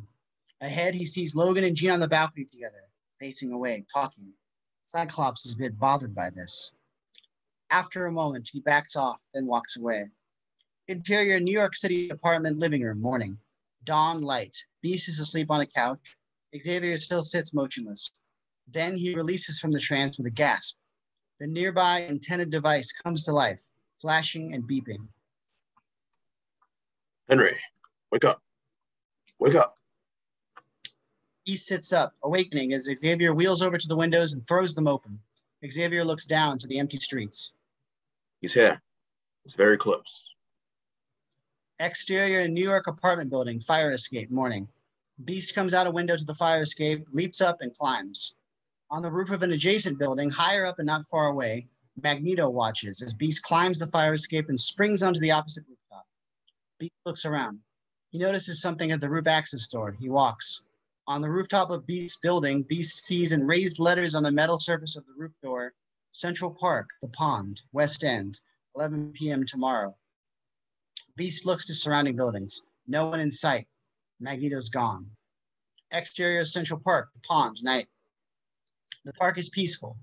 Beast, in overcoat garb, crouches by the pond, makes quacking sounds to the ducks on the water. Away from Beast, on a path across the lawn, Xavier sits in his wheelchair, looking out into the park, waiting, pensive. At the pond's edge, the ducks are suddenly frightened, flying away in a group, quacking loudly. Beast watches them, curious, stands and looks around. Suddenly, thwap, a drug dart slams Beast's chest. Beast twists, roaring in pain. Xavier looks towards Beast. Engines are heard coming to life. 3 Range Rovers burst from the surrounding wooded areas, tearing across the lawn. Xavier wheels towards Beast. Henry! In the forest, a sharpshooter aims his gun through foliage. From the sharpshooter's POV, Xavier is in the night scope crosshairs. On the park path, Xavier is moving quickly. Thunk, a drug dart hits him in the shoulder. Xavier grips the dart, cringes as his wheelchair jerks to one side. The chair topples, throws Xavier. Beast is pinned down by headlights as the Range Rovers slide to a halt. Heavily armed military troopers leap from the vehicles. Gyrich, in protective medical garb, a surgical mask and rubber gloves, is amongst them. Beast turns, snarling. He's still standing, boys. Trooper 1 levels a huge barreled weapon at Beast. Fire in the hole! Poot, poot. The weapon fires 2 mega taser contacts trailing wire. They hit Beast. He roars as the charge races through him. Xavier is trying to crawl towards the attack, losing consciousness. Gyrich watches as Beast tries to pull the tasers out. Hit him again! Trooper 2 fires his tasers, hits. Beast tries to get up, tries to run, but he falls forward out cold. Troopers immediately gather to lift him, carrying him into 1 Range Rover. The sharpshooter runs to Xavier's body. Xavier is unconscious. Sharpshooter pulls and pockets the dart, whistles. Across the lawn, Gyrich looks, then runs towards Sharpshooter. Is Kojak here? Gyrich arrives and eyes Xavier. He shakes his head. He doesn't know. Do we take him? What's good that cripple gonna do us? Leave him where he lays. Let's go. Exterior New York City streets / edge of Central Park, night. The Range Rovers move in tandem from the park to New York streets, taking the turns with smoking, screeching tires.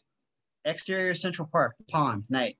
Xavier lays unconscious, not far from his fallen wheelchair. A shadow falls across him. It's Magneto. Charles Xavier, my dear fellow, what have you gotten yourself into? Magneto goes to Xavier, bows, and lifts him into his arms, gentle. Exterior Statue of Liberty, night. Xavier is starting to come around. He sits up, sees his wheelchair nearby, looks around and realizes he's lying atop the crown of the Statue of Liberty, with the mighty torch-bearing arm above. Magneto stands nearby, looking to Manhattan's distant skyline. Welcome back to the land of the living. Eric, what have you done with Beast? Magneto turns as Xavier pulls himself into his wheelchair. Not me. The government took him. Though I did help them along with an anonymous call to the National Security Council. If they harm him in any way, I swear. What? What do you swear? You should be grateful I spared your life. I'm sparing it with each passing second. And I should take it with a wave of my hand. I would have thought I could destroy your mind.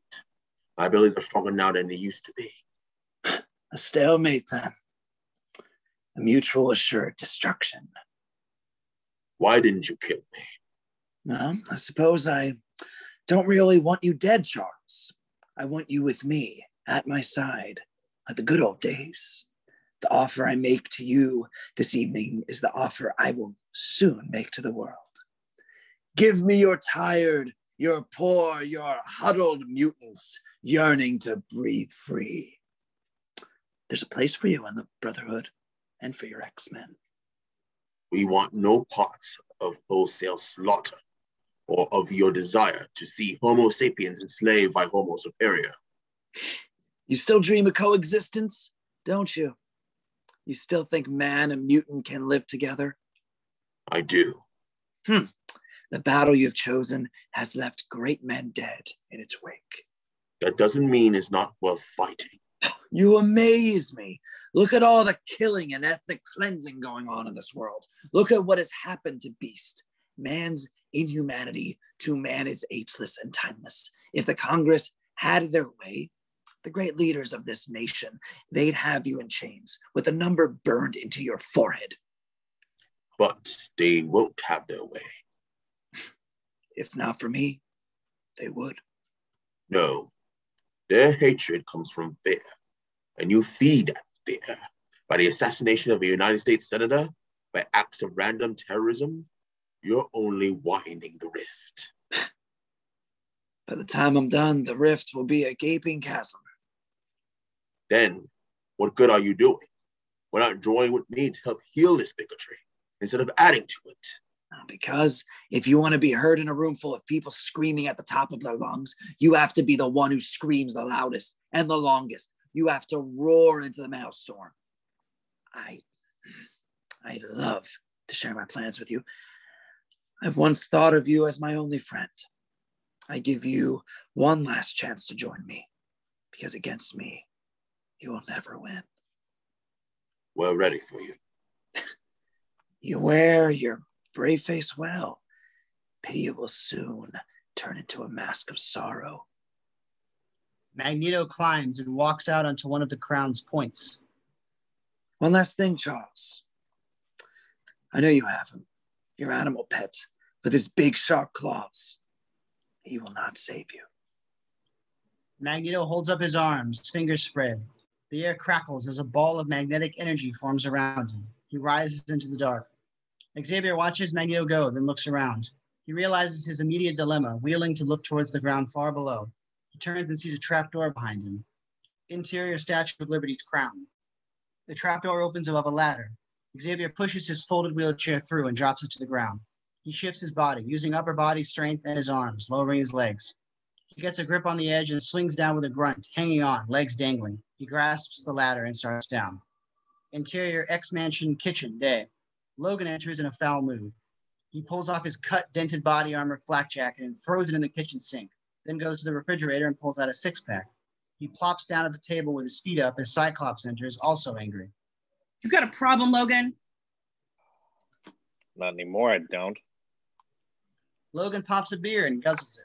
Jean enters, watches with concern as Cyclops gets in Logan's face.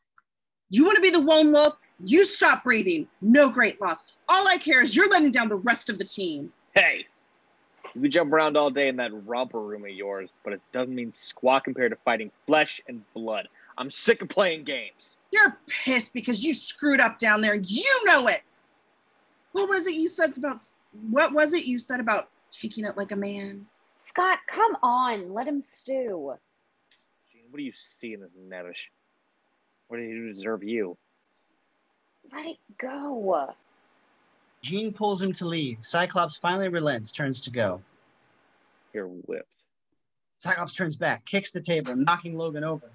Logan hits the floor, just stays on his back, deceptively calm. It's a big time lumps, bub. Outside. Exterior X-Mansion, front drive and lawn, night.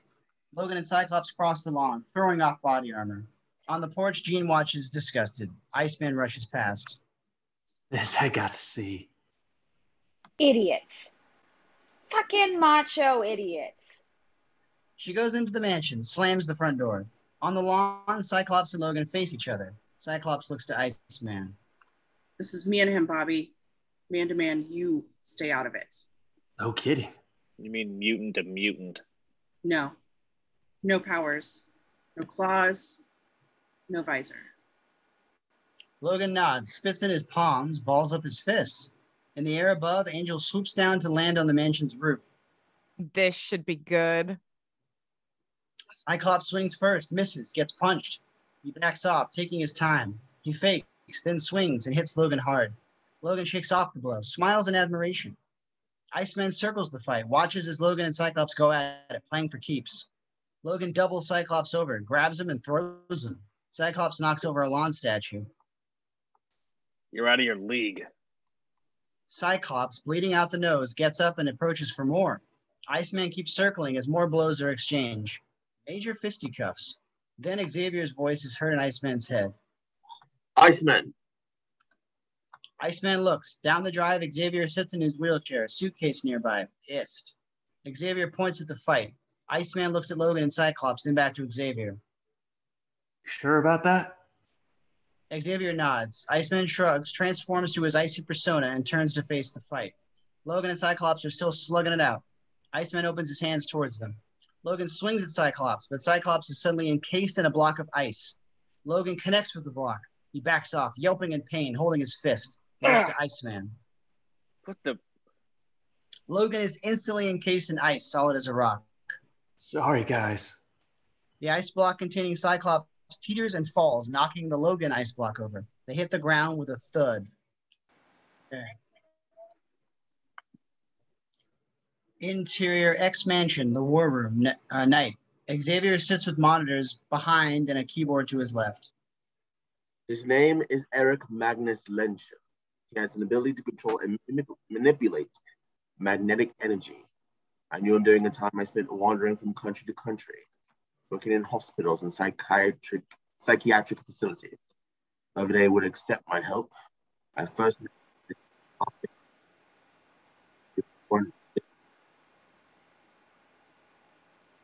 Cyclops and Logan are in blankets. Beside Jean, Iceman, and Angel. Xavier punches up grainy photos of Magneto on the monitors. Our paths crossed many times after that. We often traveled together, a two-man amnesty force of sorts. We both know we were different from others, ever speaking it. The only time to discuss human evolutionary mutation, to debate its effects on future history. Magnus believed that as Homo superior to a number, the only hope of survival would be to take dominion over man. He now seems to make a second attempt to achieve that. His second? A long time ago, we worked in a small clinic behind the Iron Curtain. One evening, two badly wounded teenagers were brought in. Nothing could be done to save them. They learned that these two, a boy and a girl, had been dragged from their home and beaten by an angry mob because they were mutants, because they shared telepathy. Magnus decided to avenge them and would not be dissuaded. The town we were in was called Chernobyl. Xavier punches a button. On the monitors behind him, many images from the Chernobyl nuclear disaster. News footage of the ruined reactor, of the evacuation of radiation suit-clad workers. This was the result. The Chernobyl nuclear disaster. April 26, 1986. The first time Magnus and I truly revealed our powers to each other, against each other.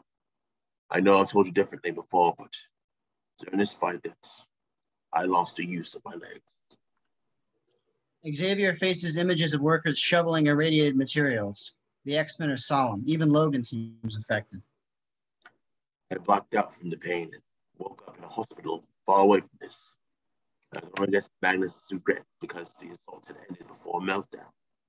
Still, more than 600,000 people received high doses of radiation, almost half of them children. And now he has his sights set on New York City? Xavier wheels to pick up the antenna device off the table. This sensor array can read the fluctuations in the magnetic spectrum which surrounds Magnus at all times. With luck, I'll have it adapted to visual mode by this evening. It'll be your job to use it over Manhattan. Manhattan Angel, under cover of darkness. You are the best chance we have of locating the Brotherhood. Angel nods. What about Beast? The government has him hidden away. A search party won't do much good. For all we know, they've taken him out of state. I'll begin a psychic search as soon as possible, once I've fully recovered from the strain of fighting Magnus. Other than that, I don't know what we can do. Okay, look. With Beast missing in action, you want to get big time serious, right? So I feel like I gotta say, if we're gonna have a fighting chance against these guys, we need a new team leader. Because Cyclops ain't cutting it. No offense, just the truth. Oh, I suppose you think you were born to lead? You got it, Monobrow. Enough. I haven't either of you heard a word I said. Why must you insist on this inane competition? Maybe I'm not the only one here on the island of misfit toys who feels like Cyclops is dropping the ball. Even if I am, can't hurt to have a vote. Cyclops finds this ludicrous. Xavier rubs his eyes weary. Okay. One man, one ballot. Let the democracy decide. That's all I'm asking. Very well. You'll have your vote. What? It is the only equitable way. What is you because it is perfectly alone. Support do not discuss it.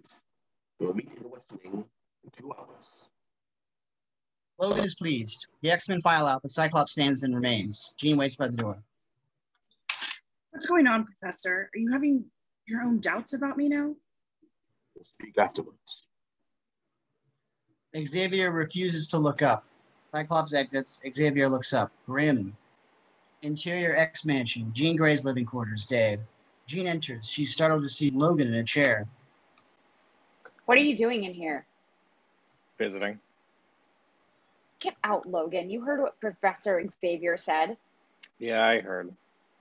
But when else do we get a chance to talk to you without Cyclops hanging around? Or you around him? Logan crosses and stands close. Jean backs away a little. Just leave. Why? Still afraid? What do you want from me? Show me you're not afraid. Why do you keep backing away? Steps close. This time she doesn't back off, looking at him. I'm not afraid of you. I'm glad. Logan leans in, pauses. He kisses her.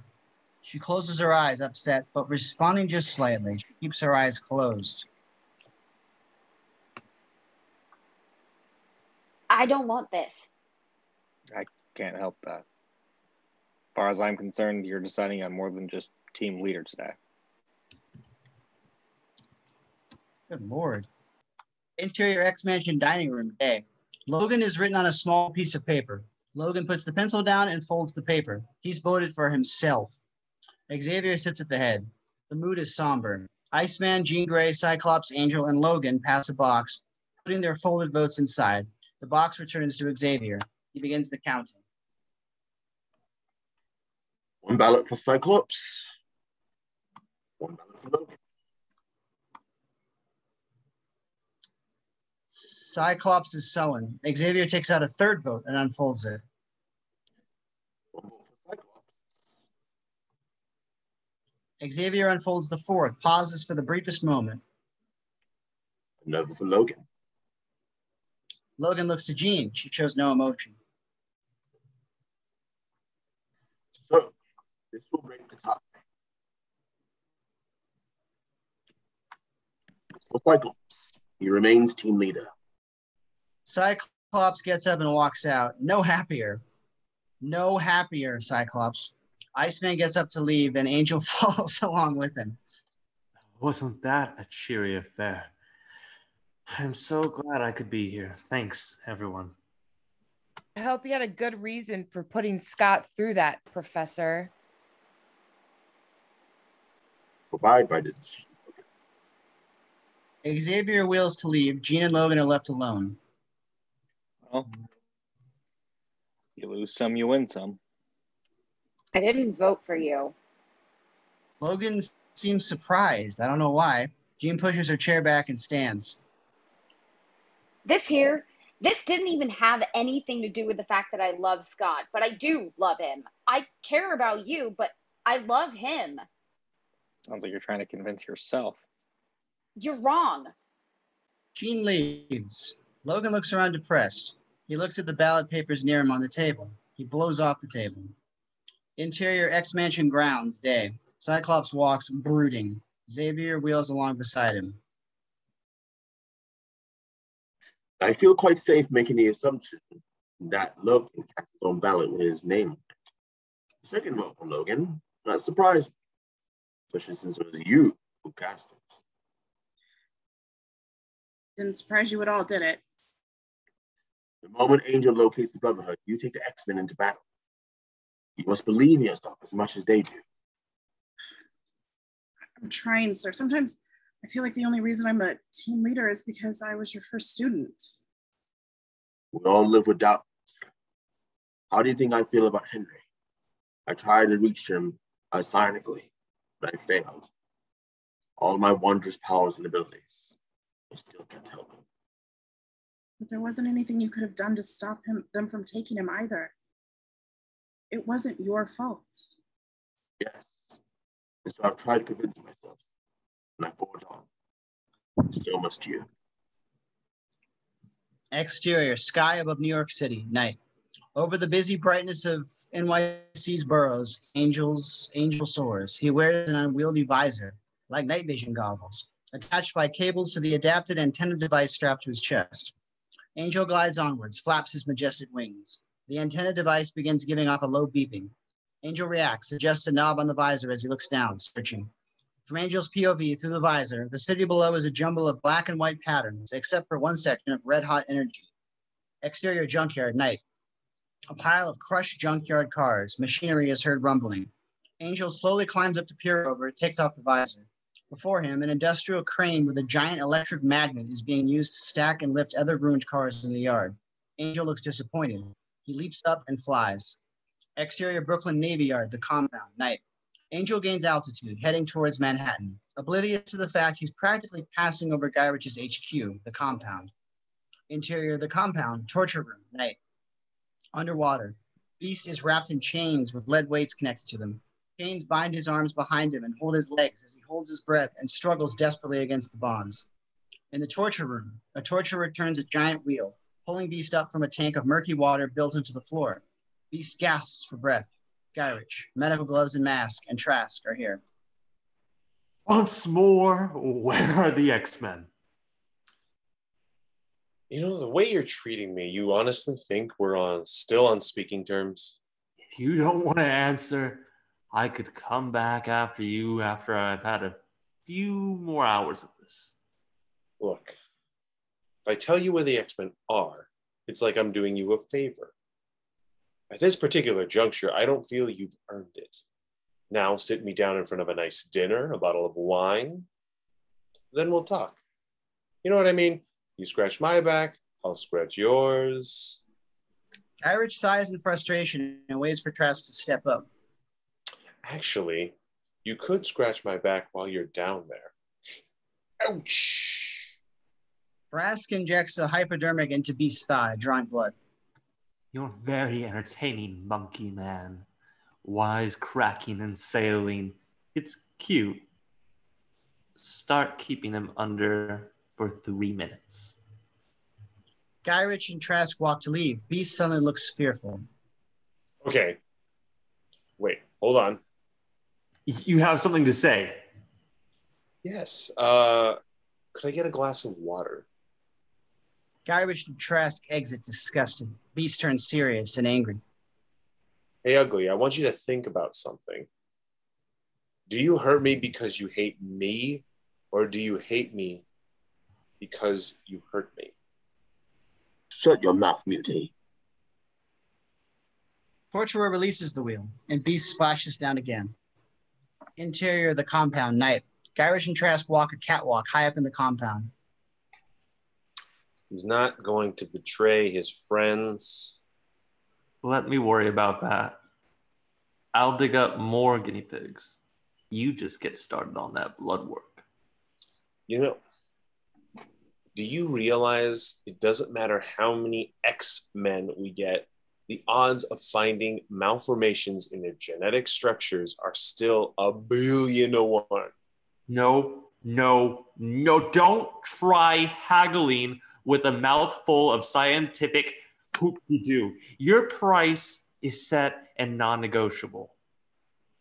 I'm only trying to say... No! You get 100,000 for every mutant you create. Make Uncle Sam an army of mutant super soldiers. He'll make you a millionaire. End of story. Interior, X Mansion, Logan's living quarters, night. Logan sits at a desk with his memory box in front of him. He's laying down photos, one by one, studying them. Suddenly enraged, Logan stands and throws the shoebox. Pictures fly everywhere. Interior, Xavier's living quarters. Xavier sleeps. He sits up with a start. He looks across the room. Logan is silhouetted in the doorway. Logan, what is it? I need a favor. Exterior, the mansion, Scilab, night. The Scilab is full of wondrous equipment. Logan is seated under an array of lights. Xavier straps Logan's arms and legs down. Jean Grey crosses, sits in a chair facing Logan. Why does she have to go? She helps me hold the link. You have to be accepting of this without reservation. Otherwise, it won't work. You will see through my eyes. We're going to attempt to go beyond your fractured memories into arenas of unconscious awareness where things you might once have needed to be aware basically. Logan looks to Jean, then leans forward to whisper to Xavier. This is gonna sound stupid, but there's this place with lots of flowers. Try to find the flowers, all right? Xavier nods. He wheels away to Jean's side. Okay, let's do it. Logan puts his head back in the chair's headset and closes his eyes. Jean closes her eyes. Xavier closes his. Fade to black. Interior, Logan's mind, ethereal plane. Inside Logan's brain on a microscopic level, it's like an alien world, a galaxy of neurons and multi-branched dendrites. Thousands of electrical signals travel from cell bodies and shoot across axons, giving off flashes, lightning storms. Close on a synaptic gap, Jean and Xavier walk across the bizarre surface of a dendrite receiver, looking out into Logan's mind. It's like they're standing on a giant organic pedestal with another pedestal just like it looming above. In these sequences, neither Jean nor Xavier move their lips to speak. Xavier can walk, and Logan's voice is all voiceover. Can you hear me? You're coming in loud and clear, but I can't see anything. You shouldn't yet. At the edge of a yeah. But you are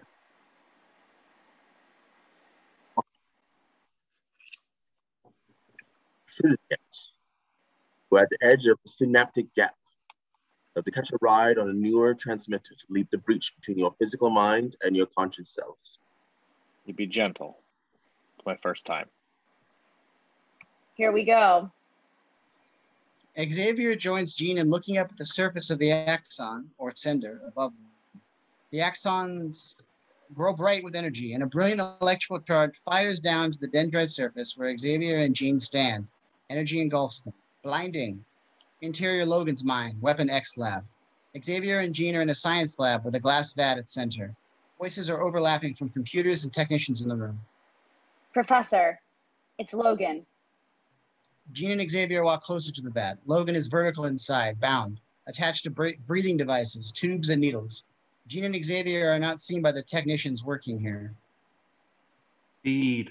Steady. Cardio tech. Miss Hines? Rising rapidly, sir. Maintain. Do you recognize this place, Logan? I've seen it before, but never like this. Inside the vat, Logan's body writhes in semi-conscious agony.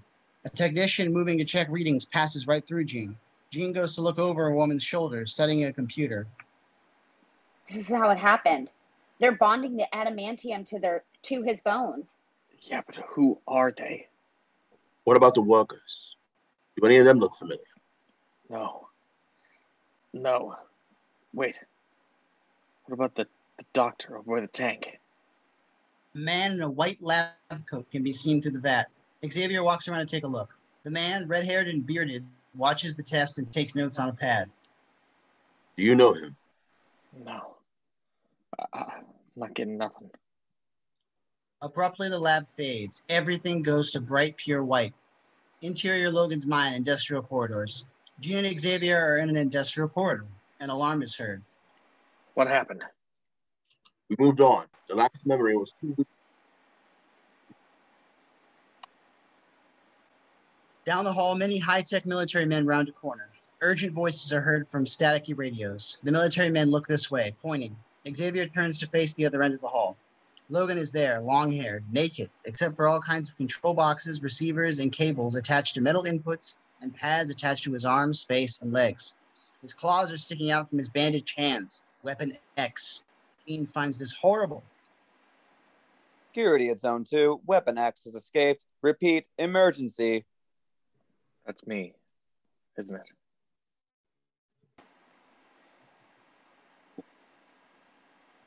I'm afraid. Let's go. The military let loose. Rapid fire. Hundreds of bullets. Jean and Xavier are in the middle. Bullets passing harmlessly through them. The Clockwork Wolverine charges forward, heading towards the military men, passing through Jean and Xavier. Jean and Xavier turn to watch Logan run to a storm of gunfire, leaping at the military men and swinging his claws. Jean looks away from the off-screen carnage. Xavier watches, unflinching. Keep moving. You hear me, Charlie? Move it. You don't like seeing this side of yourself. Just get us out of here. Xavier reaches to touch Jean. They both pass into the floor, and the point where they disappear gives off ripples like water. Fade to black. Where are we? What is this? Faintly, birds are heard singing. Wind is heard blowing. Then an image fades into view. The POV of the field of flowers, like in Logan's early dream. Bright sky and distant mountains. That's it. That's the place I see in my dreams. Can you see it too? Yes. Well, where is it? Is there anyone there with me? Can you show me? Pull back to reveal Xavier. It's strange.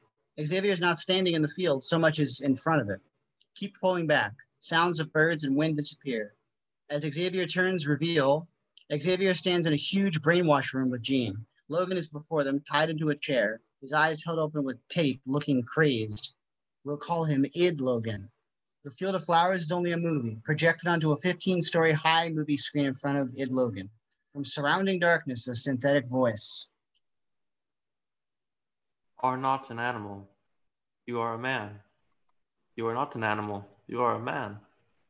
No, this has got to be wrong. The flowers are real. I know they were. Jean walks up to look at Id Logan. Xavier turns to the huge movie screen. The movie changes from the Field of Flowers to home movie-ish images of an old woman taking pies from an oven. I'm sorry, Logan. Damn it. This is supposed to be my memories, just a bunch of freaking home movies? Calm down. Jean puts her hand over her mouth, made miserable by the wide-eyed Id Logan seated before her. Tubes force chemicals into his body. From the darkness behind Logan, several scientists come. Professor. Xavier looks from the screen, comes to join Jean. Scientists gather to observe Id Logan. They talk quietly and take notes. Amongst the scientists, Hudson, Logan's boss from Department H. You know these men. Logan, yeah. In the X-Mansion Psi Lab, Logan, still bound, quivers, teeth bared, sweating. Hands or fists, his claws thrust out. Back inside Logan's mind, in the brainwash room, the scientists behind Logan degrade and disappear. Id Logan begins to writhe, struggling and howling. Xavier pulls Jean back. What's happening to him?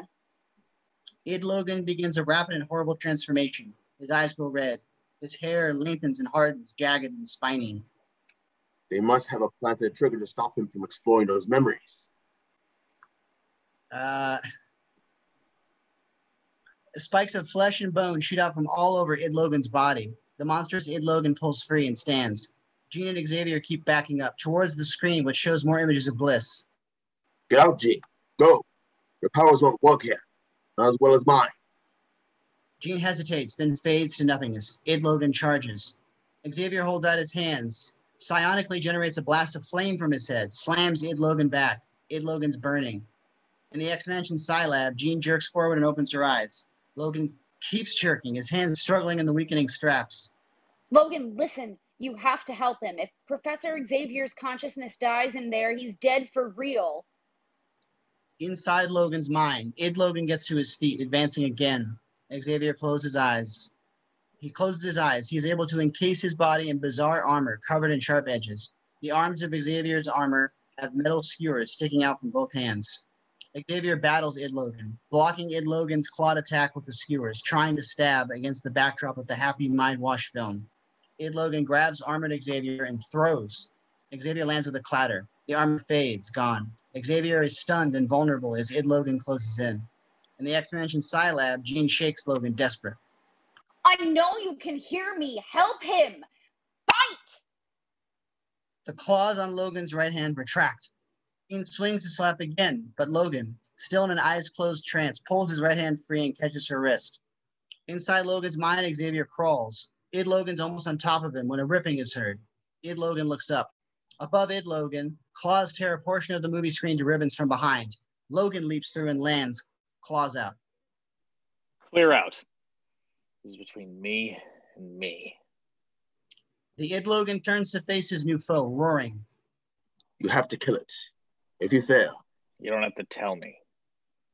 I already know what's at stake. The monotonous voice continues as Logan and Id Logan begin their battle. Xavier dissipates. Interior X-Mansion, sub-basement hallway, time cut, night. Xavier, Jean, Iceman, and Cyclops wait outside the closed Scilab door, some standing, some sitting. It's quiet. It's been 3 hours now. Shouldn't we at least check on him? there's no telling what state he'll be in when he comes out. If he comes out. A crash is heard from the Scilab like a file cabinet falling over. The X-Men group themselves on either side of the door. After a moment, the Scilab door opens, revealing Logan, weary. The Scilab is a shambles. Logan? Yeah, it's me. Still got a few marbles I started with. We have to get you to the med lab. Yeah, med lab, I'm fine. Logan walks past the X-Men in a daze. The X-Men, nonplussed, watch him walk down the hall. Are you sure you're all right? Man, I need a vacation. Logan falls to his knees, then falls face forward, unconscious. Interior X-Mansion, Logan's living quarters, day. Logan is on his bed with his memory box on his chest. He studies a handful of photos. Xavier is across the room. Is this the stuff they wiped away when they botched their brainwashing job? Or did the head shrinkers at Department H give them to me to keep their Frankenstein monster docile? It seems probable their false memories can take root because your mind tried to heal itself. The same way your body heals. Your mind might still be healing little by little, day by day. Or maybe not. Can you go back in? It's too dangerous. So, except for finding out my old Secret Service boss helped put the screws to me, I'm right back where I started. Xavier doesn't know what to say. Exterior X-Mansion, living quarters hallway, day. Just outside Logan's door, Jean's been listening. She exits. Interior X-Mansion parlor, day. Jean walks to a mirror. Touching the mirror's surface near the bottom corner, she causes the glass to slide open, revealing a hidden camera. She punches a few buttons on the camera's housing. The camera ejects a CD-ROM disc. Jean takes it. Interior X-Mansion sub-basement, war room. At the security station, Jean loads the CD disc into a computer. On one screen, images of the empty parlor. From the mirror hidden camera POV with security camera 7 superimposed. Jean types on a keyboard. On screen, 8/04, 12:34 p.m. The screen goes staticky, then fast-forwarding images fly by as the night in the parlor time lapses into day. The X-Men are shown arriving with Xavier. Beast, Iceman, Cyclops, Jean, Angel, and Logan. Now the recording goes to normal speed with sound. See a marked improvement in this team upon my return. Will I see such an improvement, Scott? Can I depend on that? Where there's room for improvement, yes. The images freeze. Jean uses a jog shuttle to move a few frames forward. She uses a mouse icon on screen to create a framing box around the X-Men, fiddles with the composition till she's satisfied. Types. On screen, the words print hard copy. Interior X Mansion, Logan's living quarters, night. Logan enters. He shuts the door, then stops, noticing something. His memory box sits in the middle of his bed. Logan walks over and opens the memory box. Inside, on top of all the other snapshots, there's a black and white photo of Logan and the other X-Men. It's the photo Jean called. Logan picks it up, studies it. Interior, the compound. The torture room door opens onto the catwalk. Torturer, toting an Uzi, follows 4 armed troopers carrying Beast's unconscious form. They do not notice as Beast opens one eye and looks around. The guards take Beast to a stairwell, carrying him down. Suddenly, Beast springs to action, grips the 2 troopers carrying him by his arms, knocks their heads together, and at the same time kicks. The troopers at his feet tumble downstairs. Beast, still gripping one trooper, turns as Torturer raises his gun. Beast shoves the trooper back, knocking Torturer over as his machine gun blasts into the air. Beast leaps up to the catwalk rail and runs, keeping his balance like a tightrope walker in a big hurry. On the stairs behind, troopers recover and shoulder their rifles. Beast continues running. Below, several troopers spot him and raise their machine guns, firing. Bullets ricochet. Beast leaps off the rail into the air, catches a chain hanging from a pulley system above the compound's work area far below. Down at ground level, Guy Ritchie comes from a room, dressed in his pajamas, an automatic pistol in each hand. He sees guards firing their guns into the air, looks to see Beast climbing the chain. Son of a... Guy Ritchie shoots up at Beast, firing both guns at once. Above, Beast lets go of the chain and grips the roof's metal girder framework, swings hand over hand from beam to beam, really moving. Below, Guy Ritchie runs to follow, still double blasting. Beast takes one last mighty swing and releases, flying towards a section of translucent windows. Exterior of the compound, Brooklyn Navy Yard, night. With a crash, Beast smashes or bashes out through the windows. Beast lands on the ground far below, on his feet, crouching. Unfortunately, a Jeep's headlights are closing in on him fast. Beast leaps and pushes off of the Jeep's hood with both feet, flipping. The Jeep, top down, moves below. Beast lands in back, turns to face the startled trooper at the wheel. What? Like you're not glad to see me? Beast throws startled trooper out and takes the wheel. Behind Guy Ritchie and guards pour from the compound, running after the Jeep and firing. Bullets slam the rear of the Jeep. Beast accelerates, looking to the chain link fence ahead. Beast's Jeep slams into the fence, bursting through. The Jeep soars high above the East River's steep bank. Beast leaps clear, diving into the water. The Jeep splashes down. POV through Angel's magnetic detection visor, Manhattan. Again, the city below is a black and white mosaic, except for a spot of seething red energy. The image blurs, then sharpens. In the sky over Manhattan, Angel flaps his wings, looking through the visor, treading air. He leans forward, spiraling downwards. Exterior Harlem Street. On this bleak street, Toad walks towards a boarded-over warehouse carrying 2 bags of groceries. At the front of the warehouse, Toad looks around, then pushes to the front door. Above, Angel peers down from the roof, then withdraws. On the warehouse rooftop, Angel kneels down and takes off the visor and antenna device. He sets the device down, flicks a switch. A tracking device blinks and beeps quietly. Interior X-Mansion sub-basement, war room, night. A red light lights up and a buzzer sounds at the security station. Xavier wheels over to punch some buttons. In front of him, a map appears on screen of Manhattan. A blue dot shines in Harlem. Xavier turns quickly, pushes down an X-shaped button. Alarm. Exterior Harlem warehouse rooftop, night. Angel moves across the roof to the back of the building, looks over. He can see light from a window below, but can't see in. He looks back across the roof to the tracking device, thinking. Deciding, Angel crosses the roof, enters through the roof doorway. Exterior X-Mansion grounds. We're high up, looking down at the X grounds. Far behind the mansion, beyond the forest, a rocky patch of land rumbles. A huge rock-camouflaged hatch opens up in the earth. The X-Chopper, a giant retrofitted military helicopter with an X painted across its nose, rises up and heads out. Interior Harlem warehouse, stairwell. Angel comes quietly down a pitch-dark stairwell. The only light comes from between double metal doors on the landing below. Angel creeps to the doors and peers through the crack. From Angel's POV, the warehouse has been tastefully decorated. The Brotherhood's across the room at a big meeting table. Magneto, Juggernaut, and Sabretooth scheme over maps and construction plans. We can't hear what they're saying. Blob is also at the table, but he's occupied with the groceries Toad's brought, digging through the bags and stuffing his face. At Magneto's end of the table, Sabretooth looks this direction. He starts walking this way towards the double doors. Where are you off to, Sabretooth? In the stairwell, Angel backs away and moves quickly up the stairs. Sabretooth throws open the doors. Angel freezes on the dark stairs above, hidden, fearful. Sabretooth sniffs. Fee, fi, fo, fun. I smell the blood of an X-Men. Exterior Manhattan sky, night. The X-Chopper moves over the city, rotors raging. Inside the X-Chopper, Xavier's piloting. Exterior Harlem Street. Above the Harlem warehouse, the X-Chopper comes low, huge spotlights shining down. The side door of the chopper slides open. Cyclops, Iceman, Logan, and Jean leap down to the roof.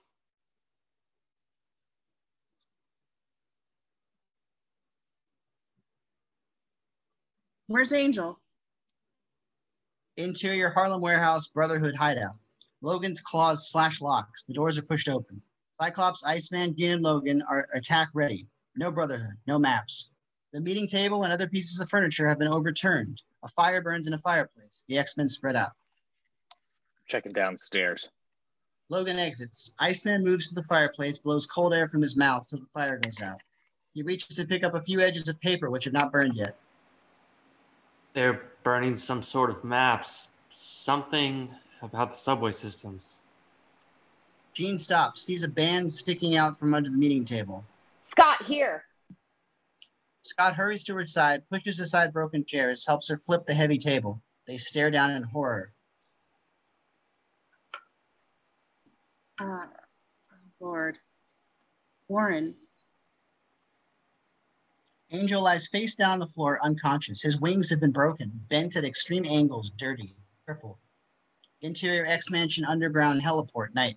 The cavernous heliport's lights come to life, illuminating darkness as the huge hatch above begins to open. The X-Chopper arrives, enters slowly into the heliport, landing. Inside the X-Chopper, Cyclops yanks the door up, revealing Beast. Hey! In the furry flesh. What's happened? Warren's hurt. The Brotherhood got him. Cyclops, Jean, Iceman, and Logan unload Angel's stretcher. How bad is he? We don't know yet. We have to get him to the infirmary. Jean grabs Beast around the neck and hugs him. Thank God you're okay. Welcome home, buddy. Jean kisses his cheek, then releases him and joins the others in wheeling Angel away. Logan slaps Beast on the back. I'll be right behind you.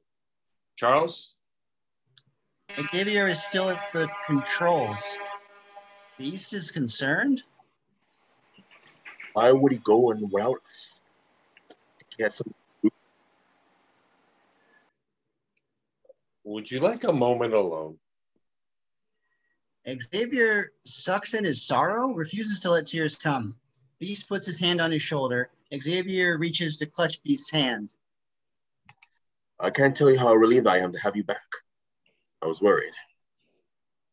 I'm fine. Xavier unclasps his wheelchair from its cockpit fittings. They need us in the med lab. Exterior Brooklyn Navy Yard, the compound, night. The two government tractor trailers speed out from the Navy Yard. They rumble down Brooklyn streets, moving quickly. Exterior Manhattan streets, east side. A yellow cab comes to a halt in a deserted, grim area. Yo, are you sure this is where you want to? This is where you want? Magneto gets out from the back and throws money in on the front seat. The cab leaves. Magneto walks, carrying a suitcase. He's below vast spans of the Queensboro Bridge. He opens the suitcase on an overturned trash can. The case contains his body armor and helmet. Exterior Manhattan rooftops. Toad in body armor is running fast, leaping from roof to roof. He bounds up to great heights, then down a great distance. He comes to the edge of one roof and stands there, crouched, looking down. Below, there's a bright red fire station. Interior Central Park. On 57th Street, at the southern edge of Central Park, Juggernaut rises to peer over a stone wall. A horse and carriage passes. Juggernaut walks, crushing the wall as he comes onto the sidewalk. He rips up the sidewalk grate and leaps into the underground. Exterior Fifth Avenue. Trump Tower. Little traffic on Fifth Avenue at this hour. Sabretooth in a large overcoat comes down the sidewalk. He looks up to the golden splendor of Trump Tower. He looks around, throws off his coat, body armor. He runs and leaps, digging his claws into the glass, climbing Trump Tower. Interior Times Square underground subway. Blob walks along, carries a pizza box, and eats slices. He seems nervous, passing a cop. The cop watches, amazed by his girth. No food on the trains, Tubby. Whoa. Further on downstairs, near the change booth, Blob comes to face a dilemma. Ahead of the turnstiles, how's he going to fit? Inside the change booth, the attendant's counting money. The sound of crunching metal is heard. Attendant looks up just in time to see Blob waddling on past the bent, broken turnstiles. Hey, hey! Down other stairs on the subway platform, attendant rushes to follow, but Blob's gone. Attendant looks to an apathetic man. You see a fat guy go through here? Where'd he go? Apathetic man points off the platform to the subway tunnel. Inside the subway tunnel, Blob walks the junk-strewn, wet, grimy track, still eating pizza and humming a little tune. He strolls along facing red signals with green signals behind. Interior X-Mansion Medical Laboratory night. Inside white curtains, Angel is strapped into a complicated bed/stretcher, face down, tubed up. His wings are supported by slings wrapped in gauze. Jean stands holding his hand while Xavier checks life support equipment. Across the lab, Cyclops works other equipment. Lensed scanning devices move back and forth over Beast, who lays on an examination table. Iceman and Logan watch with Cyclops, studying the video screens which show images of Beast's skeletal system and innards. Are you kidding? You stole a car. Well, I couldn't get a cab, and people tend to stare when I take the bus. Turn over on your stomach, Henry. I say we head down to Brooklyn and give the government boys some payback. No time for that. As soon as we're done here, we're air mobile. The Brotherhood's got to figure if we found them once, we might find them again. Xavier exits the curtained area and crosses to the exam table. How's Warren? He'll make it, but it's doubtful his wings will be able to heal. Collective misery. Scanners continue moving over Beast. The monitoring station gives off a beep. Cyclops gets back to it. What was that? I'm not sure. Hold still. On the monitor, a dark spot on the X-ray image of Beast's shoulder. A loud buzzing alarm is heard off screen. Logan looks. Across the room, a red light above the door flashes. Now what? I set the war room systems to monitor Manhattan's emergency broadcast system. Exterior, Trump Tower rooftop, night. Sabretooth climbs onto the roof. Ahead, two beautiful helicopters are parked on the heliport. Decisions. Sabretooth goes to one, works his claws into the seam of the door, rips the door off, and throws it aside. Exterior fire station. A siren is heard. Through the windows of the station's garage door, flashing lights start spinning just before the garage door is mangled as a long hook and ladder fire truck crashes out. Angry firemen chase after the fire truck as it speeds away. Inside the fire truck, Toad drives, looking back, laughing. On another street, Toad's hook and ladder fire truck takes a corner at full speed. Above, Sabretooth's Trump chopper moves into the canyon formed by the buildings following. Exterior upstate New York roadway. The two tractor trailers from the compound rumble onwards. Interior X-Mansion, war room. Iceman's flipping switches, tuning a complicated scanner. All he's getting is static. Then garbled, urgent voices. All emergency vehicles immediately to 59th Street and 5th Avenue. This is 1180 emergency. Repeating. What the hell is going on out there? You're not going to believe this. Dispatch says the Queensboro Bridge just fell into the East River. Interior, X-Mansion Med Lab. On a monitor screen, the black spot inside Beast undergoes magnification. It's a small electronic device. Xavier is at Beast's shoulder, separating the fur. He finds stitches. There's an incision here, Henry. When did they do this? I don't know. Not while I was awake. Let me see. See, it's got. Cyclops swings one monitor around for Beast to look at. Oh, hell. They set me up. Wait, what? That's a tracking device. They wanted me to escape. A loud alarm is heard. Everyone looks to the ceiling. Exterior X-Mansion grounds. The government tractor trailers slam through the main gates. Interior command center trailer. 12 of Guy Ritchie's troopers are seated along the sides of the trailer near the back. Forward, Guy Ritchie stands with Trask in front of a command post of controls and video monitoring. Release the Sentinels. Exterior X-Mansion grounds. The other tractor trailers take the lead, speeding along. Its roof splits open. 3 Sentinel robots fly out. The Sentinels, one red, one green, and one blue, are 8-foot tall monstrosities. Eyes glowing, stiff and angry-looking robots. rising up via jet propulsion systems built into their feet. Interior X-Mansion, main foyer. Alarm. Cyclops, Beast, Jean, Logan, and Iceman charge into the foyer, heading towards the front doors. The front door is smashed inwards. Red Sentinel enters. The X-Men come to an abrupt, awe-stricken halt. Mutants.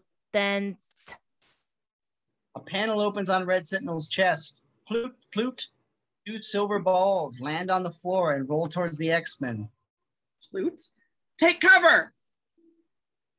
X-Men scatter towards the wings of the mansion. Cyclops and Logan head left. Beast, Iceman, and Jean head right. Boom! The silver balls explode hugely, rocking the house, throwing Logan and Cyclops into the library. In the other wing, the fireball blast and debris follow and slam Beast, Jean, and Iceman as they move into the parlor. In the foyer, Red Sentinel goes left. Blue Sentinel and Green Sentinel enter. Blue Sentinel heads into the house. Divide and conquer. In the parlor, Beast grabs Jean to help her up. Green Sentinel enters. Green Sentinel opens his mouth, spews a cloud of thick gas. His head spins around, vomiting gas. Iceman, Beast, and Jean are immediately enshrouded. In the library, Red Sentinel enters, sees Logan on the ground, grips a tall bookcase, and shoves it over on top of Logan. Cyclops is down. He turns and looks up as Red Sentinel closes in. Elsewhere in the mansion, Blue Sentinel comes to the elevator for the sub-basements, grips the doors, and begins forcing them open. Exterior Manhattan streets. Toad's fire truck rounds another corner, taking it short. The truck clips a fire plug, which gushes. The few cars on the street have no chance against the fire truck as it rams its way past Sabretooth's helicopter, still following above.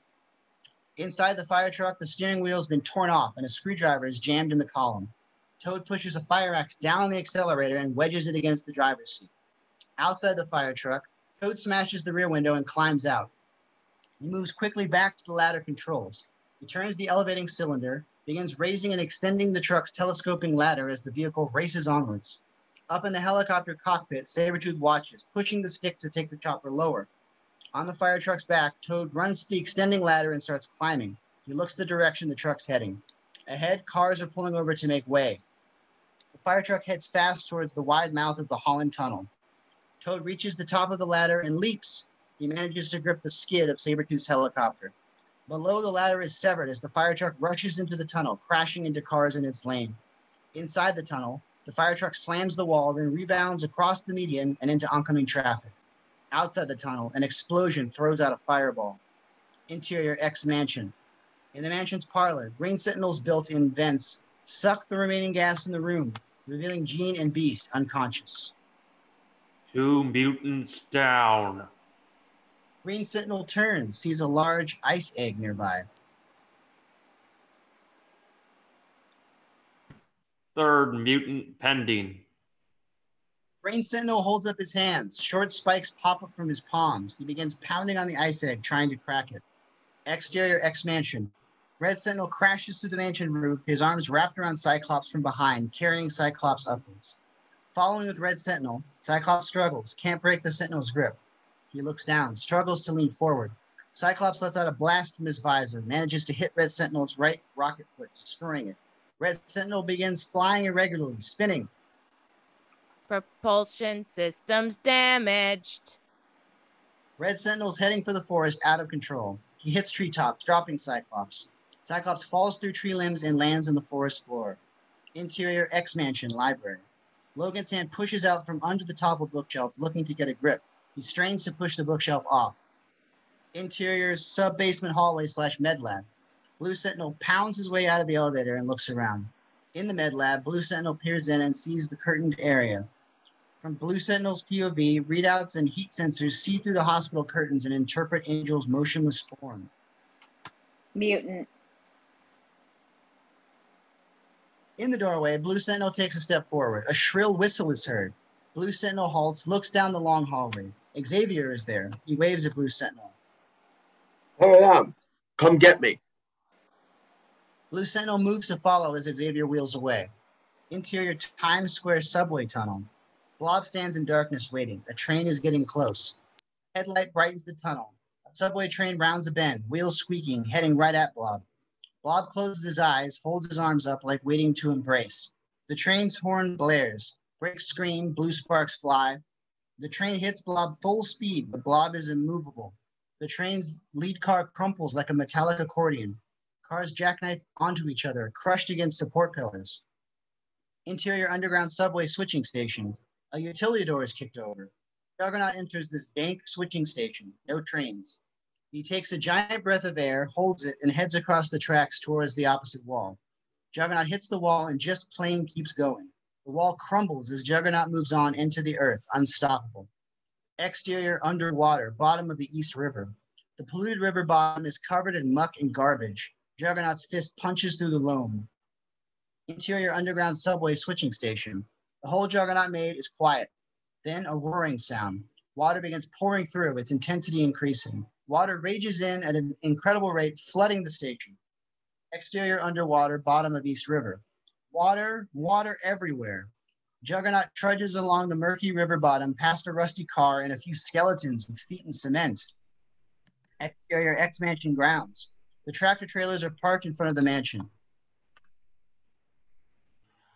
These X-Men are wimps. Interior Command Center trailer. Gyrich and Trask are grinning into the vid monitor glow.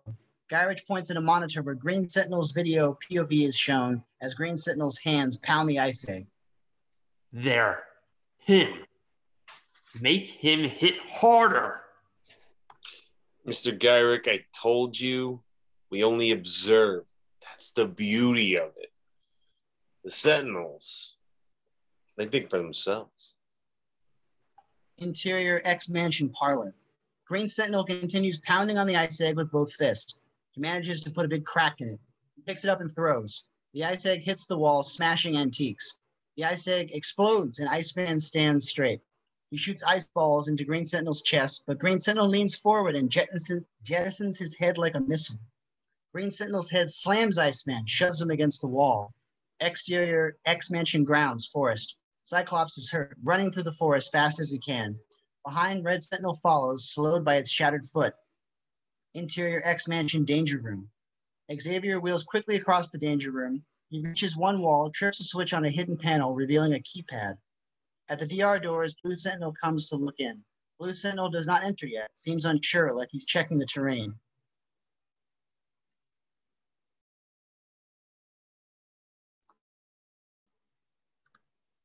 Come on. What are you afraid of? Blue Sentinel decides, starts charging towards Xavier. Xavier quickly punches buttons on the keypad. Blue Sentinel is coming.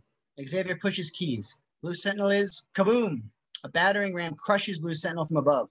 Blue Sentinel's fuel tanks explode. Xavier shields his eyes. The ram rises. Blue Sentinel is a pancake. Interior X-Mansion parlor. Green Sentinel's headless body picks Iceman up, lifts him upside down. Green Sentinel's head watches from where it lays. Destroy the mutant. Green Sentinel's headless body is about to ram Iceman headfirst onto the floor, but crunch, a thick ice spear suddenly shoots from Iceman's chest, skewering Green Sentinel. Green Sentinel drops Iceman and stumbles back, breaking the spear. Internal breach. Ice watches as sparks fly from Green Sentinel. Green Sentinel's body folds to the floor. He's out of order. Malfunction, malfunction, malfunction. Iceman grabs Green Sentinel's head, punts it through a window. Interior Command Center trailer. Trask is looking unhappily at two static-filled monitors. Whoops. Oops. Oops. Gyrich shoves Trask, then turns to the troopers, trying to calm. All right, gentlemen. Duty calls.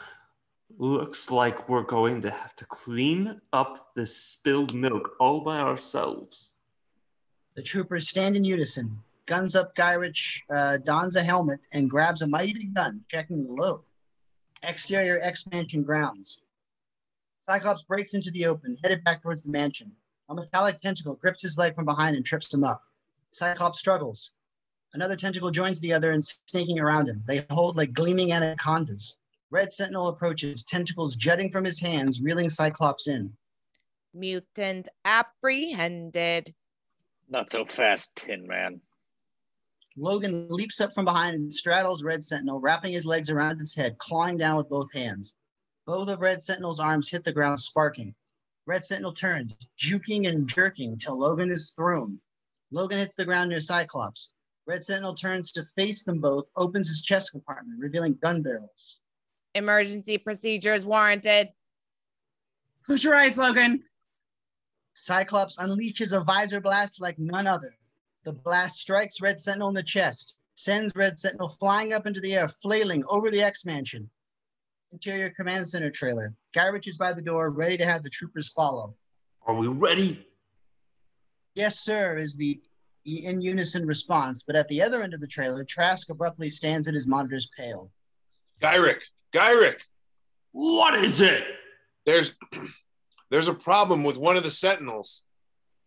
A whistle is heard. Trask listens. Everyone listens. The whistle sounds like an incoming bomb, getting louder. Exterior X-Mansion grounds. Red Sentinel is coming down fast, headed right for the truck.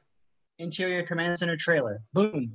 One side of the trailer buckles as the Sentinel hits. The trailer flips sideways, throwing everyone. Lights go out. Long pause. Moans are heard. From pitch darkness. That's the beauty of it. Sentinels think for themselves. Exterior X-Mansion grounds. Behind the mansion, Logan pulls the metallic tentacle off Cyclops and throws it away. Logan holds out his hand, helps Cyclops up. Thanks. Same here. Logan gives a grin, then runs to the mansion. Cyclops follows. Exterior Manhattan, Brooklyn Bridge. Manhattan is alive with the sounds of sirens. Black smoke rises from several areas. An occasional distant explosion is heard. Traffic on the Brooklyn Bridge is stopped and jammed up. The Brooklyn Bridge, suspension bridge, monument to engineering. Magneto arrives, hovering high above the bridge, surrounded by his circle of magnetic power, looking down. Below the bridge sways slightly. Then the hundreds of metal suspender wires and diagonal stays begin to shake and waver. Lights go dark. The cables reverberate like strings on a gigantic harp, caressed by waves of magnetic destruction. Cables start snapping loudly, plonking and pinging. First a few, then many, snapping, coiling, and falling. Under the bridge, the steel floor with its 4-ton floor beams is starting to peel away. Floor beams fall to the river. The road surface ruptures in many places. Finally, the strain is too much and the middle of the bridge goes. Car and trucks plunge into the East River. Magneto looks down at the continuing destruction with pleasure. Welcome, New York City. Welcome to the New World Order. The Brooklyn and Manhattan ends of the bridge crash to the water. Exterior, United Nations building, morning. Dawn over the UN. Hordes of TV news vehicles are here, along with hundreds of SWAT teams and police vehicles and men. Manhattan, in case you hadn't noticed, has been brought to its knees. Your subways are flooded. Your tunnels blocked. Interior, UN building, General Assembly Hall, morning. Magneto stands at the main speechifying platform before microphones, cameras, and an SRO throng of reporters. Toad, Blob, Sabretooth, and Juggernaut stand behind Magneto.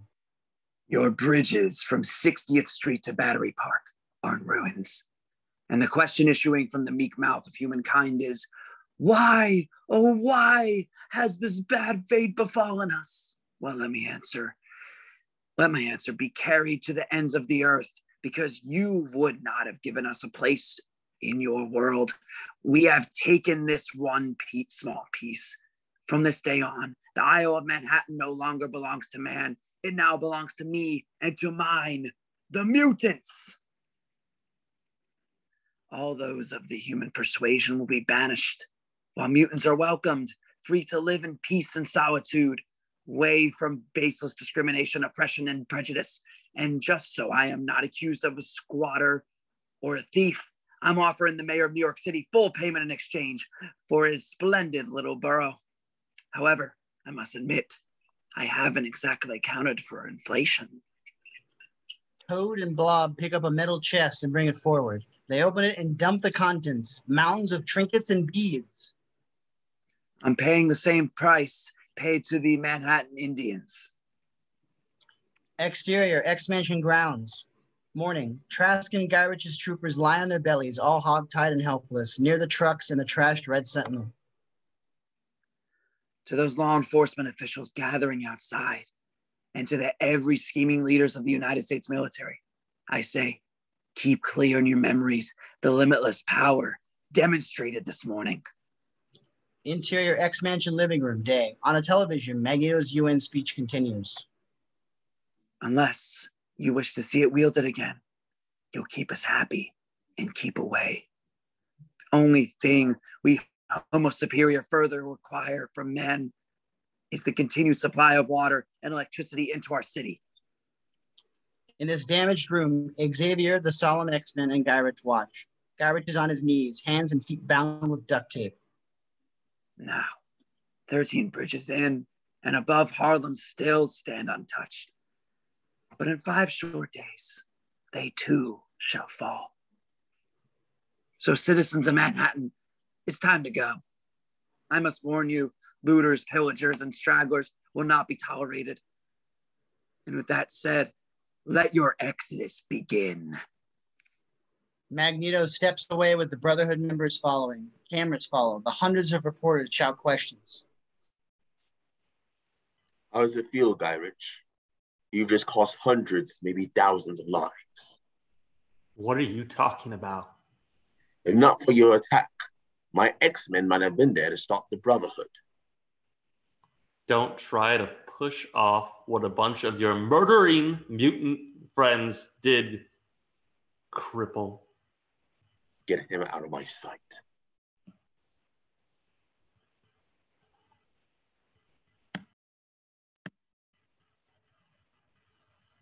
Outside with his friends.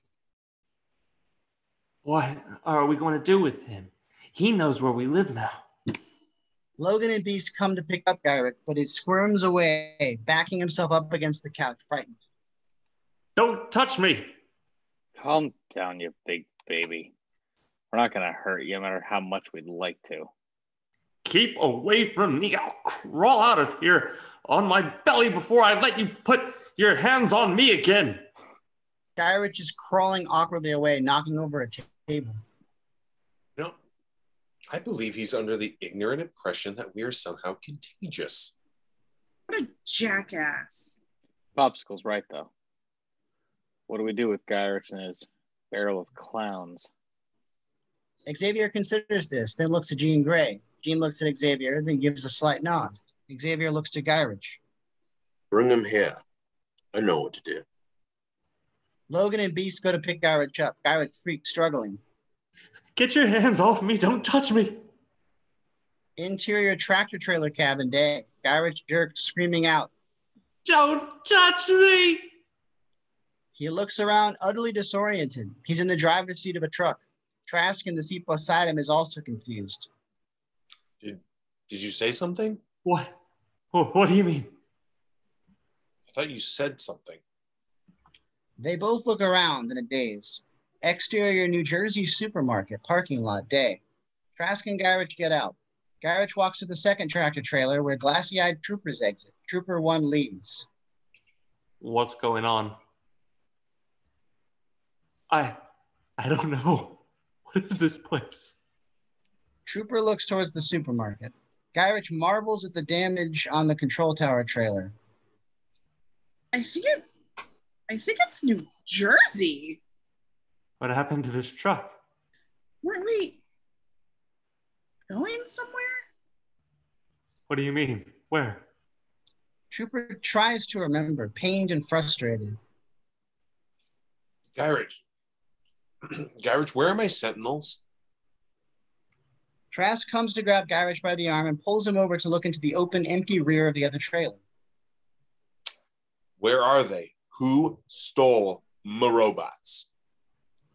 Gyrich is at a loss. He watches as a woman passes by with a cart full of groceries heading for her car. Something weird happened. Can we go home now? Exodus montage to the tune of Rodgers and Hart's Manhattan. Day. Various Manhattan streets are full of slow-moving traffic jams and throngs of people all heading the same direction. Many cars are loaded with belongings. The exodus has started. The Triborough Bridge has both lanes of bumper-to-bumper traffic heading out towards Queens. Men, women, and children walk along with and amongst the car and trucks. At the Queens end of the bridge, police and military men do the best they can to keep everything flowing. Atop the Empire State Building, Blob and Sabretooth are hanging outside the rail of the observation deck, laughing. They drop pennies towards the street and watch the far off-screen results. Night. High above Columbus Circle, mammoth military helicopters fly low with wide-mouthed loudspeakers pointed downwards. Military men throw handfuls of leaflets out into the air. On a crowded street, leaflets flutter down. One lands on the hood of a car.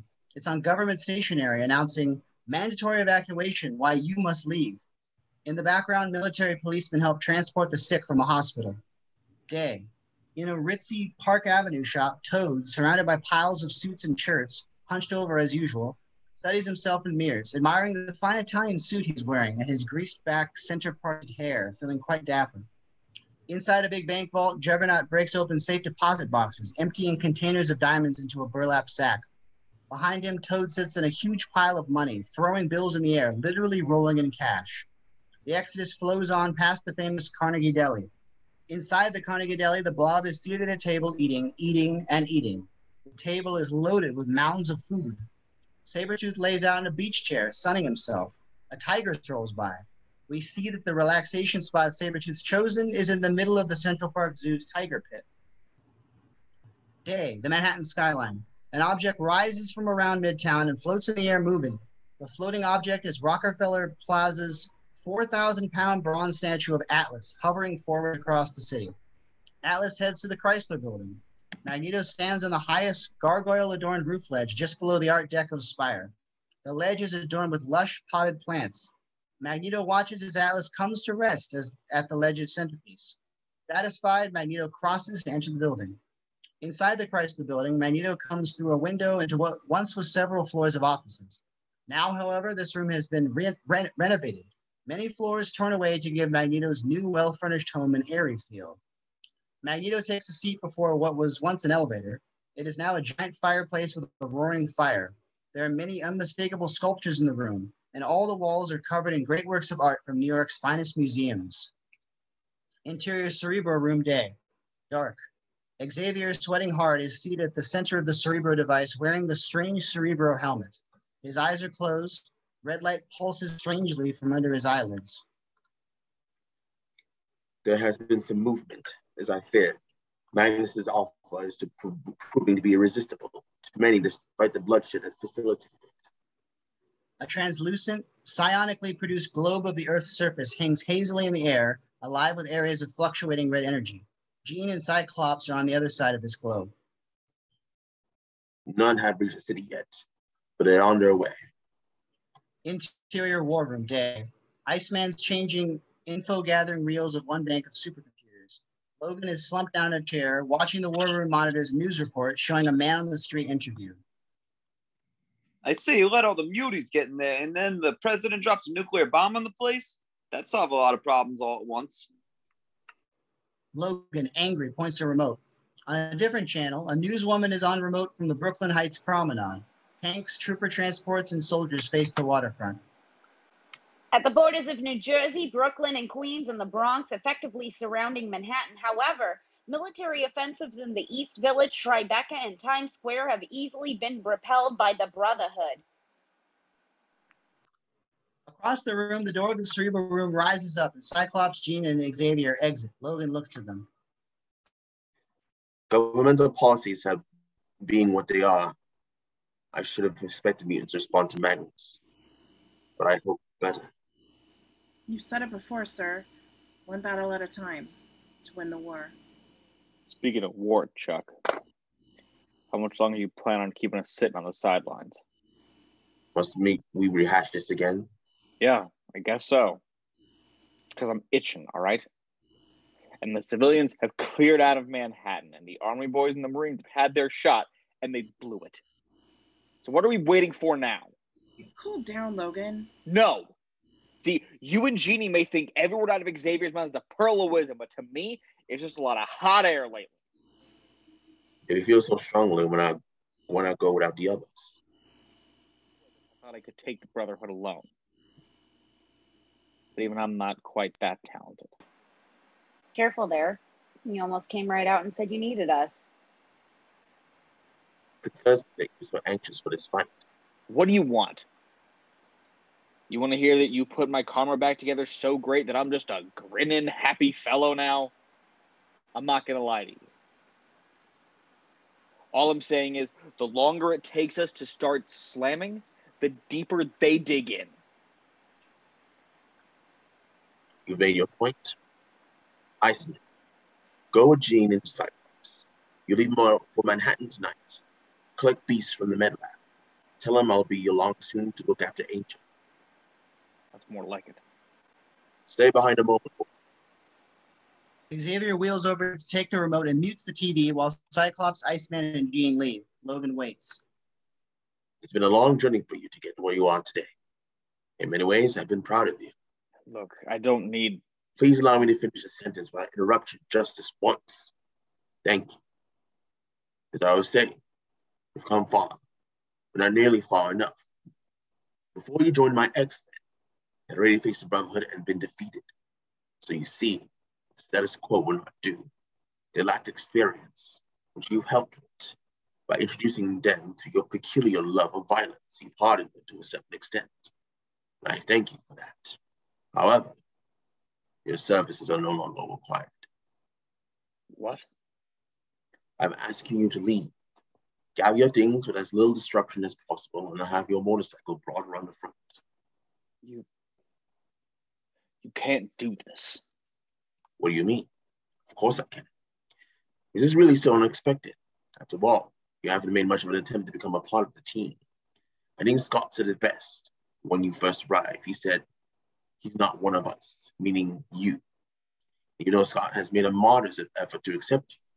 It's becoming increasingly obvious to me that he was right from the start. Logan's initial stunned misery is turning quickly to anger. I don't know what else to say. What are you waiting for? Get out. Logan turns and walks. Xavier watches him cross the war room. Logan, I've lied to you. Logan, you are an X-Men. You always will be till the day you decide to roll. Logan slows to a halt. He turns back to face Xavier. What is this? Just another one of your head games? Forget what I said before, but never forget how you felt when I said it. Understand? I remember how it would feel if you lost everything you gained, everything you treasure so secretly. Logan stands there a long moment, letting this soak in. Go on. The Brotherhood's waiting. Interior X Mansion, underground heliport, night. The X Chopper's noisy rotor spin. Iceman hands cartons of medical supplies up to Cyclops. Everyone's in body armor. Inside the X Chopper, Beast is at the controls making a pre-flight check. Jean's helping Cyclops load the stretcher Iceman's offering up from outside the helicopter. Where's Wolverine? Iceman looks around the helicopter, then shrugs to Cyclops. Jean comes to climb out of the chopper, heading across the heliport. I'll find him. Make it quick. Interior X Mansion, various rooms. Jean moves from room to room, searching for Logan. In the living room, Jean looks in and sees Logan standing by the fireplace, staring in at a fire there. He's in battle gear. Jean's about to say something, but stops herself. She walks away. Interior X Mansion, Logan's living quarters. Jean pushes the door open and enters, looking around. She walks to Logan's desk. The shoebox is there. A pause, then she opens it. Inside, there's only one photo left.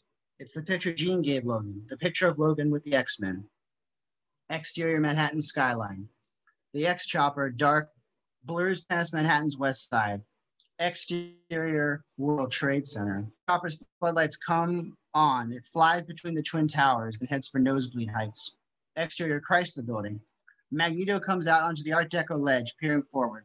Far off, a rigid pillar of light shines up from the Twin Towers. Interior Chrysler Building, Magneto's home. Magneto comes in off the balcony, walking to a table where his body armor and helmet are laid out. Good evening. Magneto wheels. Xavier is there in his wheelchair. Charles, what a surprise. Goodbye. Magneto thrusts his hand out, not even looking that direction. An ornate spear leaps from its mouth on the wall and flies towards Xavier, passes right through Xavier, and embeds in the wall. I'm here in spirit. Xavier stands, and his wheelchair dissolves into thin air. Not in body. Clever, though pointless. You won't mind then if I ignore you? Your students await their lesson. Magneto goes to begin donning his armor. You just don't see why I can't let you win this, do you? Mankind will never let you keep their city. They'll never stop fighting to reclaim it. They'll realize it's futile. You know the truth. Isn't it a bit late in the game? The United States military-industrial complex needs a war, Eric. They're starving for one, hot or cold, and you're giving it to them. Because of you, the Homo Superior will neatly fill the gap left by the fall of communism. Mutants will be cast forever as a new world villain. Is that what you want? Nothing is gained without sacrifice. Turn back. It's not too late. Don't promise utopia while leading us all to the slaughter. Magneto says nothing, still strapping on his armor. And it's my turn to pity you. Xavier fades, gone. Exterior various city streets. Night. Chinatown streets are empty, only a few abandoned cars. The narrow streets of Greenwich Village are dirty and deserted. The lights are on in Times Square, but nobody's home, except for a pair of army jeeps speeding to the north. It's weird to be in this city without commotion or noise. Creepy. Exterior Broad Street, Wall Street area. The X-Men walk along in formation. Logan and Iceman watch behind. If anyone wants to pray, now's the time. They're passing the Gothic Trinity Church. It's ironic we're so close to Wall Street. Why is that? Wall Street got its name from the wall that used to keep the Indians out of the city. Well, cowboys are here. Where's all the Indians? They're on their way. I can feel it. Exterior street of brownstones. The X-Men come around the corner watching all directions. This is a street of 3-story brownstone buildings and shops. A few abandoned cars are near the corner. Cyclops looks ahead, tensing. Stay awake, everyone. Here we go. Everyone looks. Down at the end of the block, Blob calmly waddles into view, carrying Toad on his shoulders. Sabretooth and Juggernaut come out to take positions up at the other end of the street. The X-Men move towards the center, bookended by villains. A showdown pause. Above, the air sizzles and the glow of Magneto's ball of magnetic energy appears just before he does. Magneto floats over the X-Men, moves to land atop one bordering building, looking down. X-Men, children of the atom, surrender now while you still have your lives. We're fine. Thanks anyway. It would be so much better if you joined us. Make my city your homeland, with the Brotherhood as friends. Otherwise, we have no choice but to kill you. And we don't really want to do that. Speak for yourself. Then what are you waiting for? Let's dance. I wanted to hear Boogie. We stick together, Wolverine. Make them bring the battle to us. That is easily arranged, Cyclops. Magneto raises his arms and again generates his encompassing ball of shimmering magnetism. He hovers above the X-Men. Here is your doom. The sound of static energy in the air grows unbelievably loud. The abandoned cars on the street rise up. Metal lampposts along the sidewalks begin to bend and creak. Cyclops fires a blast from his visor up at Magneto. The red ray is repelled by the Magneto's energy field. Power lines begin whipping in sudden violent wave patterns. Transformers atop telephone poles start firing sparks. The abandoned cars hurtle towards the X-Men. Cyclops blasts one away, but the others are still coming. Jean! Jean raises her arms. Psionic energy warps the air around them. Jean creates a dome of mental energy with the X-Men protected inside. The cars slam the dome, held there. Lampposts fly loose from the sidewalk cement, drawn inexorably towards the X-Men from all sides. They join the abandoned cars in pounding against the psionic dome. The X-Men are protected, but unable to fight back. Magneto rises further, teeth clenched and bared. Impressive, Tinkerbell, but not enough. Magneto's spread fingers curl and the intensity of the magnetic bolts off his hands increases. Sounds like speaker feedback from hell. Up street, Juggernaut and Sabretooth back away grinning. Down street, Blob backs off with Toad still on its shoulders. A metal storm. Metal objects come crashing from surrounding buildings, careening through windows. Silverware, scissors, chairs, desks, clocks, bed frames, lamps, and stereos. All things metal from all sides. Out all the windows of all the tenement buildings. Metal objects, big and small, bash the psionic dome till you can't even see Jean's force field or the X-Men through the first coat of metal. Above, Magneto closes his eyes, concentrating. Exterior, various Manhattan buildings. Massive buildings spew metal out, shattering windows. It's like the Chase Manhattan Bank Building, the Marine Midland Bank Building, and others are vomiting metal objects. Computer monitors, safes, file cabinets by the hundreds. On one street, more cars are called to service, pulled upwards. On another street, a construction site is stripped of its steel. I-beam girders like toothpicks in a single-minded wind. Exterior street of brownstones. Magneto floats to one side, making way, directing his energies. Metal rains down on the already impressive mound at mid-street. Inside Jean's psionic dome, objects can be heard clunking down from outside. Jean's strength. I can't hold it much longer. We got to find a way out of here.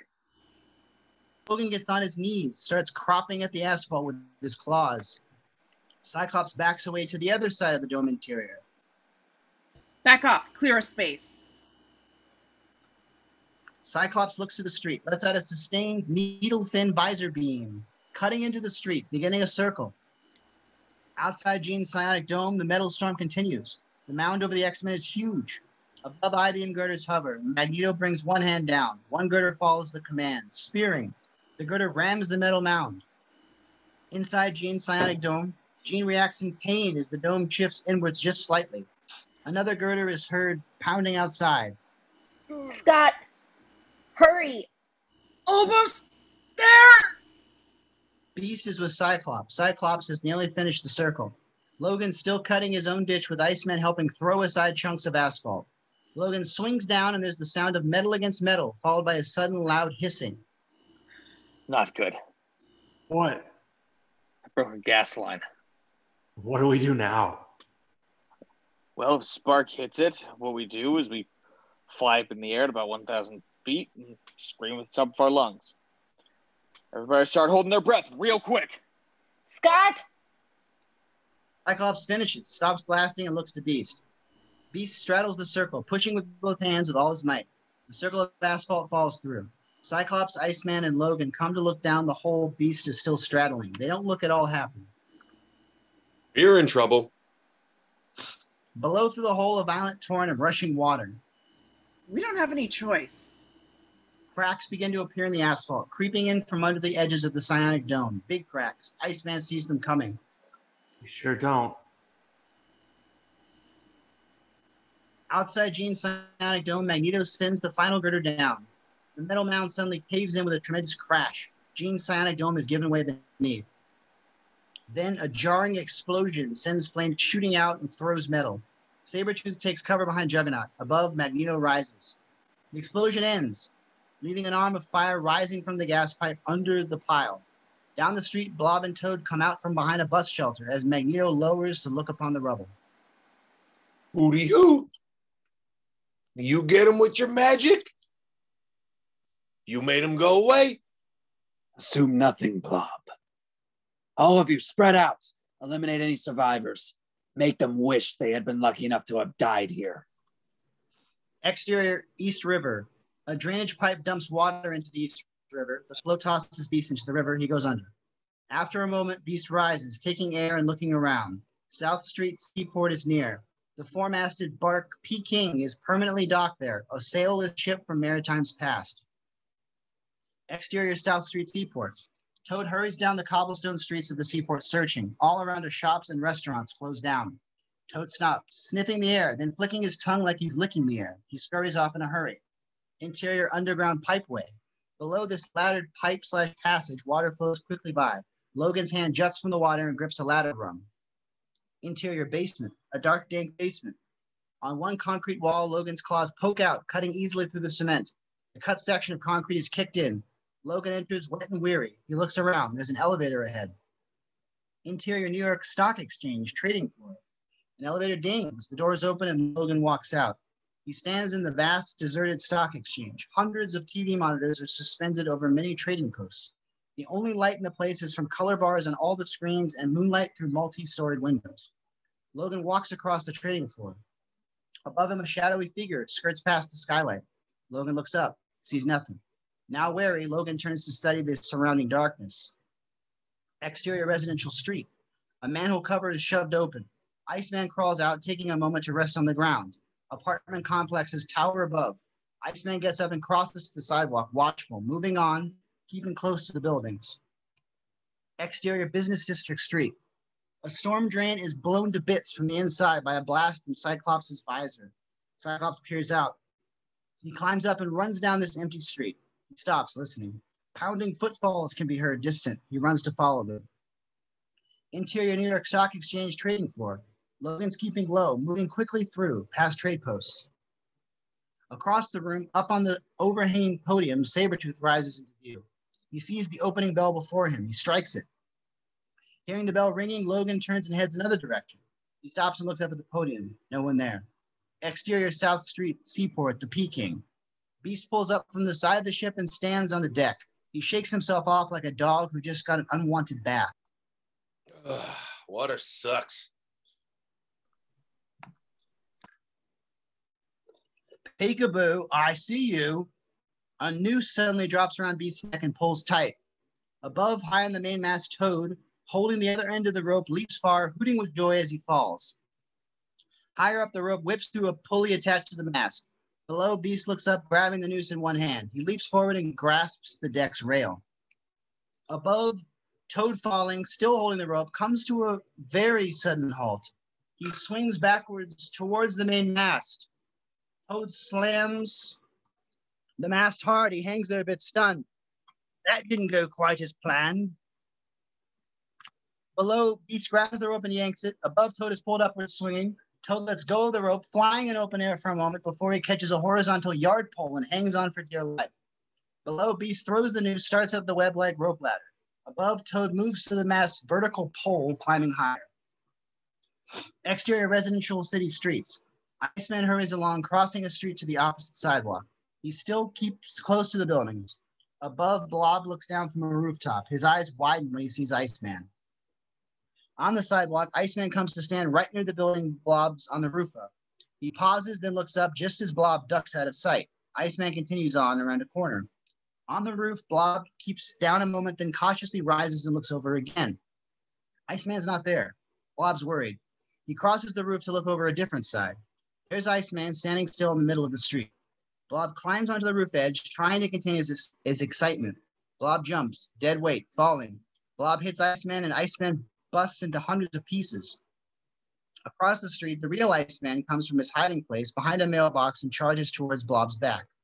Blob gets up from the cracked sidewalk, looks down at the Iceman pieces, confused and scratching his head. As Iceman runs, his icy head grows and forms into a battering ram. Blob hears Iceman coming and turns, surprised. Hey! Iceman slams headfirst into Blob's gut. Bloop. Blob, unmoved, looks down at Iceman, who's caught there, up to his chest in Blob's blubber. Iceman struggles, can't pull out. Annoyed, Blob takes a great big breath, preparing to flex. Iceman is sent flipping backwards, head over heels, hits the side of a building, and falls to the sidewalk. Interior New York Stock Exchange trading floor. Logan comes around to trading post, searching. You really don't know when to just lay down and die, do you, Wolverine? Logan turns to see Sabretooth in darkness. Logan pops claws. I'm ignorant like that. It's fine with me. This way I get to kill you all over again. Logan lunges, but Sabretooth sidesteps and counters, punching Logan in the back of the head as his momentum carries him past. Sabretooth pulls a free arm CTR, small TV on a metal arm, from a trading post and swings it, pounding Logan as he tries to get up. Let's just see how unbreakable them and adamantium bones of yours really are. Sabretooth swings and clobbers Logan again. Exterior, Broad and Wall Street area. Cyclops runs past the New York Stock Exchange building with its stately columns. Pounding footfalls are still heard. Cyclops comes to peer around a corner, looking down Broad Street. Ahead, Juggernaut lumbers forward, his back to Psyche. Cyclops looks around, searching for options. He sees one. Cyclops runs a few hundred feet down the street and then falls to one knee. He waits, watching Juggernaut, then looks up, firing. Cyclops' wide, thin blast slices right through the top corner of a granite building at an angle, cutting a big pyramidical chunk. Down the street, Juggernaut turns and looks towards Cyclops. Cyclops watches nervous. Juggernaut starts walking back towards Cyclops, but above him, the pyramidical chunk begins to slide free, falling. Juggernaut looks up, realizing, but too late, he's buried under the crashing portion of the building. Yes! Cyclops stands and walks forward. Ahead, the pile of granite debris settles, dust rising. Then there's movement. Cyclops stops. No. Juggernaut stands up in the debris pile, shaking off bricks. Cyclops starts backing away. He does not see behind the huge bronze bull statue in front of Federal Hall rises in the air. Exterior South Street Seaport, the Peking. At a dizzying height on the mainmast, Toad and Beast are duking it out, swinging, punching, kicking. Toad is higher, clinging to the mast pole. He kicks Beast. Beast falls backwards. But Beast manages to keep hold of the rope ladder with his feet, hanging upside down. He grabs with his hands, releases with his feet, and flips upright once more. He climbs. Toad gets to the highest point of the mast, shoots spittle. Beast swings to one side, avoiding the spittle. Above, Toad spits again, but Beast dodges again. That's a disgusting habit. Beast grips the mast pole and jerks his body, causing the pole to shake violently. Toad looses his precarious grip and falls.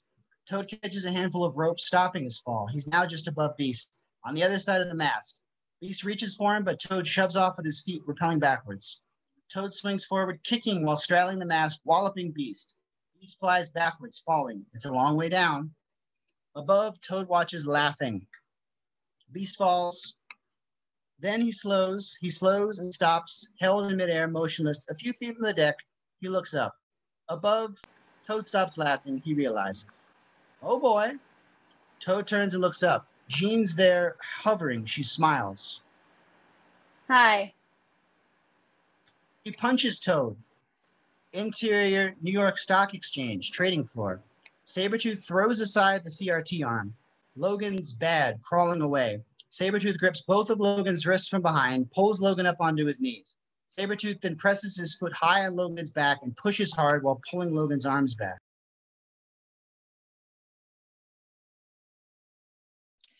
Know what your problem is, Shorty? You're so desperate to get me, you can't see straight.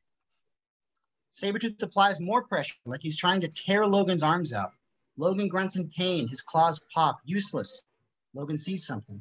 There's a very thick electrical cord and an outlet at the center of one trading post leading up to the above array of monitors. Logan tries to stand, struggling towards the trading post. You want to see me dead so bad, you don't care if you go with me. Sabretooth slams him against the trading post wall, keeping his grip, increasing pressure. Logan's face is near the cord. And that's when you do something stupid. Logan grips the electrical cord in his mouth and bites down hard. Brzap!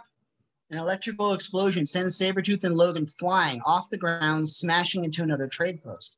They land far apart. Logan rolls over in great pain. He wipes at his burned face, wisps of smoke curl from his lips. Can't argue with that. Sabretooth's face down, barely moving. Across the room, Logan gets up, heads towards Sabretooth, falls, gets up, determined. Exterior residential city streets, park. A grassy lawned park. Iceman flies through the air, thrown. He hits the lawn and slides through the glass till clunk. He hits the wall of a big, elegant, spurting fountain. Iceman turns to get up, supporting himself on the fountain wall, trying to shake off a blow. He looks at the fountain, thinking. He looks to see Blob running this direction. Blob's going as fast as his fat body can move. Ahead, Iceman stands, his back to the fountain. Blob's closing in, gasping and drooling from the exertion. Iceman crouches and places his hands on the ground. A sheet of ice shoots out from Iceman's hands, spreading quickly. Blob suddenly finds himself running on ice. He tries to stop, but he can't, slipping forward despite his backpedaling. Iceman steps aside as Blob splashes face first into the fountain. Iceman comes to put one finger in the fountain's water. Blob turns over and sits up as the fountain freezes instantly. Even the fountain's vertical spurt freezes. Blob is trapped in the ice with only his head sticking out.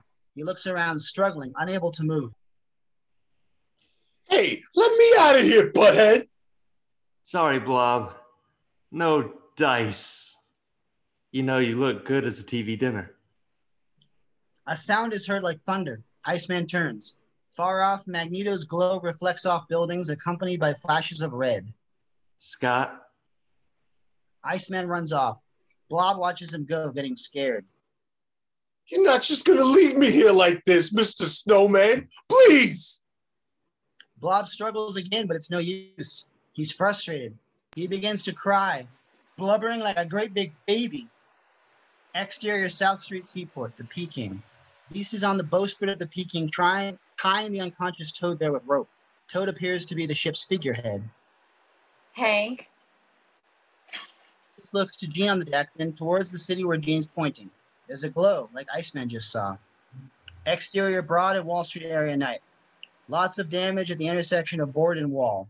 The bronze bull is embedded halfway into the street facing up. Cyclops is down and out. Juggernaut comes to lift him like a rag doll. Still breathing, huh? Juggernaut turns and shoves Cyclops to Magneto. Magneto catches Cyclops and holds him to keep him from falling down. Where are your friends? Are you the sole survivor? Last of a dying breed. Not by a long shot. Magneto and Juggernaut turn. Jean, Beast, and Iceman are headed down the street, wary, fanning out as they slowly approach. Put him down, Magnus. Juggernaut lets out a snarl. Rah! But Magneto holds up a hand to keep him at bay, takes a few steps forward, still gripping Cyclops. Look there, Cyclops. They came back to save you. How heartwarming. I'm afraid he doesn't have much to say. He's not feeling well. But believe me. Magneto keeps a grip on Cyclops and pulls up his visor. He's glad to see you. Cyclops' eyes shoot wide power beams non-stop now that the protective visor isn't there to halt them. Jean holds up her arms and rises quickly as the blasts just miss her, but Iceman and Beast are hit, knocked backwards. Iceman goes slamming through a shop window. Juggernaut runs forward as Magneto turns, still pointing Cyclops as his weapon. Cyclops groggily tries to break Magneto's grip. Magneto pulls back Cyclops' hair, aiming up. Jean flies, avoiding the blast, but only for a moment. She's clipped and she plummets straight down. Jean lands with an exhalation of pain not far from Magneto. Oh, no! Should not Cyclops have hit jams his elbow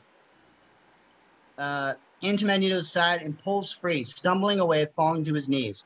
Thin blasts still leak from his closed eyes as he pulls his visor down off his forehead, blocking him. Magneto is angry. Not finished with you. He holds out his arm and a bolt of energy shoots from his palm to grab Cyclops, pulling Cyclops back. Jean sees this furious. I told you once already. Let him go. Jean puts her whole body behind a huge wave of psionic energy. Magneto's blindsided, thrown upwards with incredible force. Exterior Manhattan skyline. Magneto soars across the sky like a shooting star, screaming. Magneto continues his flight, smashing into the Empire State Building with great force, leaving a gaping hole. Exterior Broad and Wall Street area. Juggernaut pulls a stop sign up from the sidewalk as he moves towards Beast. Beast rolls as Juggernaut swings the sign down with a clang. Juggernaut keeps swinging. Beast leaps and dodges. Up the street, Cyclops crawls to Jean, hole still on the ground. Are you okay? Give me a minute. Stay down then. I'll be back. Cyclops gets up, heads for the ongoing battle. Far down Broad Street, at the towering New York Stock Exchange building, Sabretooth comes crashing out a high window. He hits the street covered in tiny cuts. He looks down the block and can see Juggernaut trying to club Beast unsuccessfully. Sabretooth gets to his feet and runs the other direction, away. Above, Logan warily climbs from the broken window and watches Sabretooth go. Logan leaps. He lands. He looks one way, sees the X-Men and Juggernaut. Looks the other way. Sabretooth's getting away. Logan glances back at the X-Men, then runs to follow Sabretooth. Back up the street, Juggernaut keeps swinging the stop sign at Beast.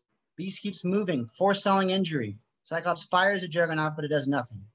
Behind them, Iceman crawls halfway out of the broken shop window. He raises his arms towards Juggernaut, projecting cold. As Juggernaut continues his pursuit of Beast, his breath becomes visible and ice begins to form on his helmet and armor.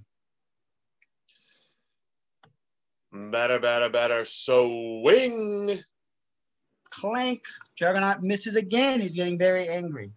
Your head's going on my trophy wall. Don't count your trophy heads before they're stuffed and mounted. Beast ducks one jab at the post, but Juggernaut catches him in the side of the head with the flat of the sign. Beast goes down. Juggernaut holds the signpost ready to stab. See if you can laugh this one off. Hit him now, Scott! Now! Cyclops' visor lets rip with another blast. Juggernaut's ice brittle helmet explodes into pieces and Juggernaut stumbles backwards, dropping the stop sign. Juggernaut stands there a moment, eyes crossed. He lets out a deep breath, closing his eyes. Pause. He falls backwards and hits the ground with an echoing boom. Exterior Hudson River docks. Sabretooth charges on a dock, takes a leap into the river. In the water, Sabretooth swims, heading downriver. On the dock, Logan arrives winded. He spots Sabretooth. Logan pauses, looking back at the city. Then he looks back towards Sabretooth. What to do? Exterior Borden Wall Street area.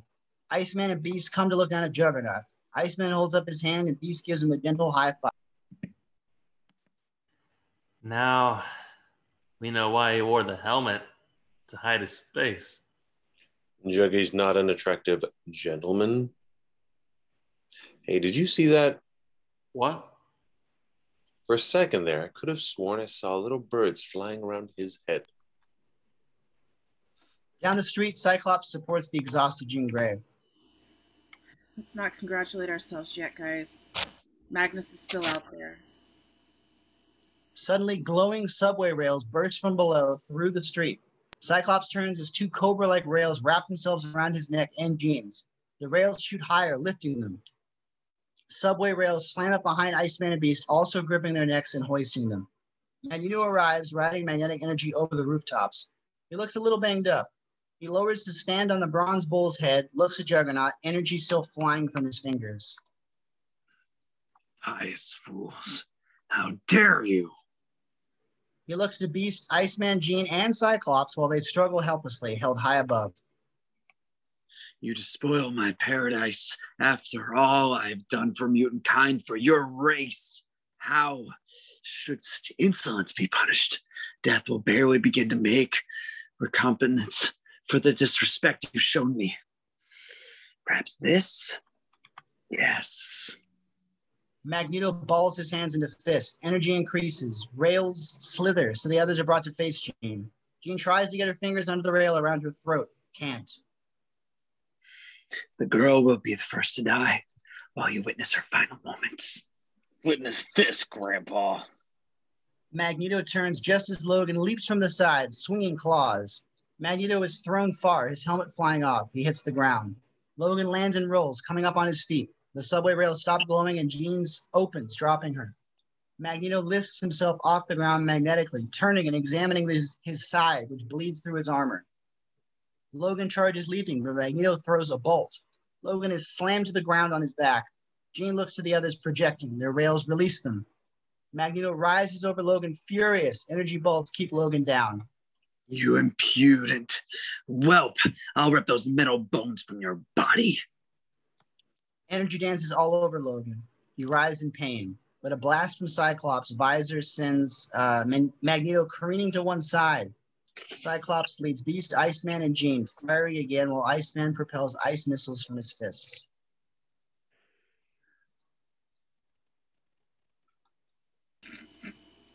I know that's my line. I was just staring at it. Give him hell, X-Men!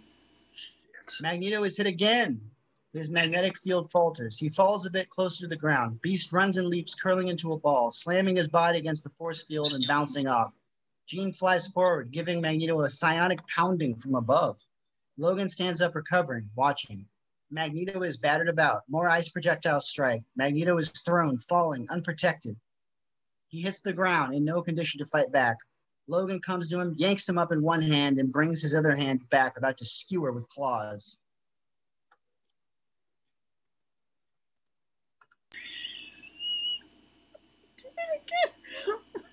Wolverine.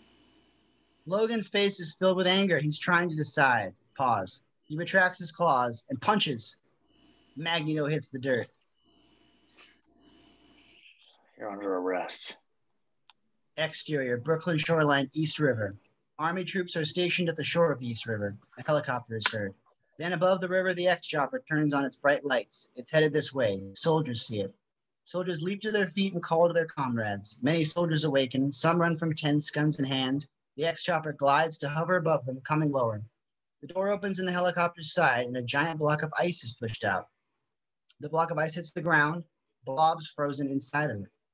The X-Chopper rises high and moves. A giant metal mesh net is pushed out, hanging by a steel cable, lowered slowly. Once the net is close to the ground, the cable is released. Soldiers gather as the X-Chopper pulls up and flies away. Inside of the net, the bound, unconscious forms of Toad, Juggernaut, and Magneto, all stripped of their armor. Interior, White House, Oval Office, day. Cabinet members stand, waiting patiently. Guy Ritchie and Trask are seated, contrite. All eyes are on the gray-haired president, who is in his comfy chair, facing the window with his back to us. After a long silence, the president throws a thick report on the desk without turning. One elderly official clears his throat. What do we tell the world, Mr. President? Long pause.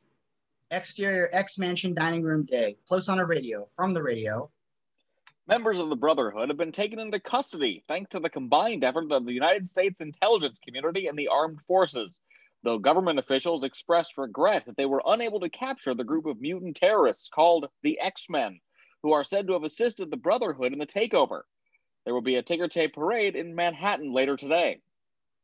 Cyclops' hand turns the radio off. Not for us. Xavier and all the X-Men are here. Angel's in a wheelchair, his wings held in supporting splints, still wrapped in bandages. Cyclops returns to his seat. Dinner is served. Who wants a lousy ticker tape parade anyway?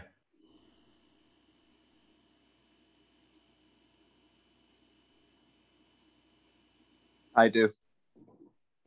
Yeah, me too. Iceman laughs. A moment's silence. Xavier raises a glass. If I may. Everyone raises their glasses. Xavier smiles.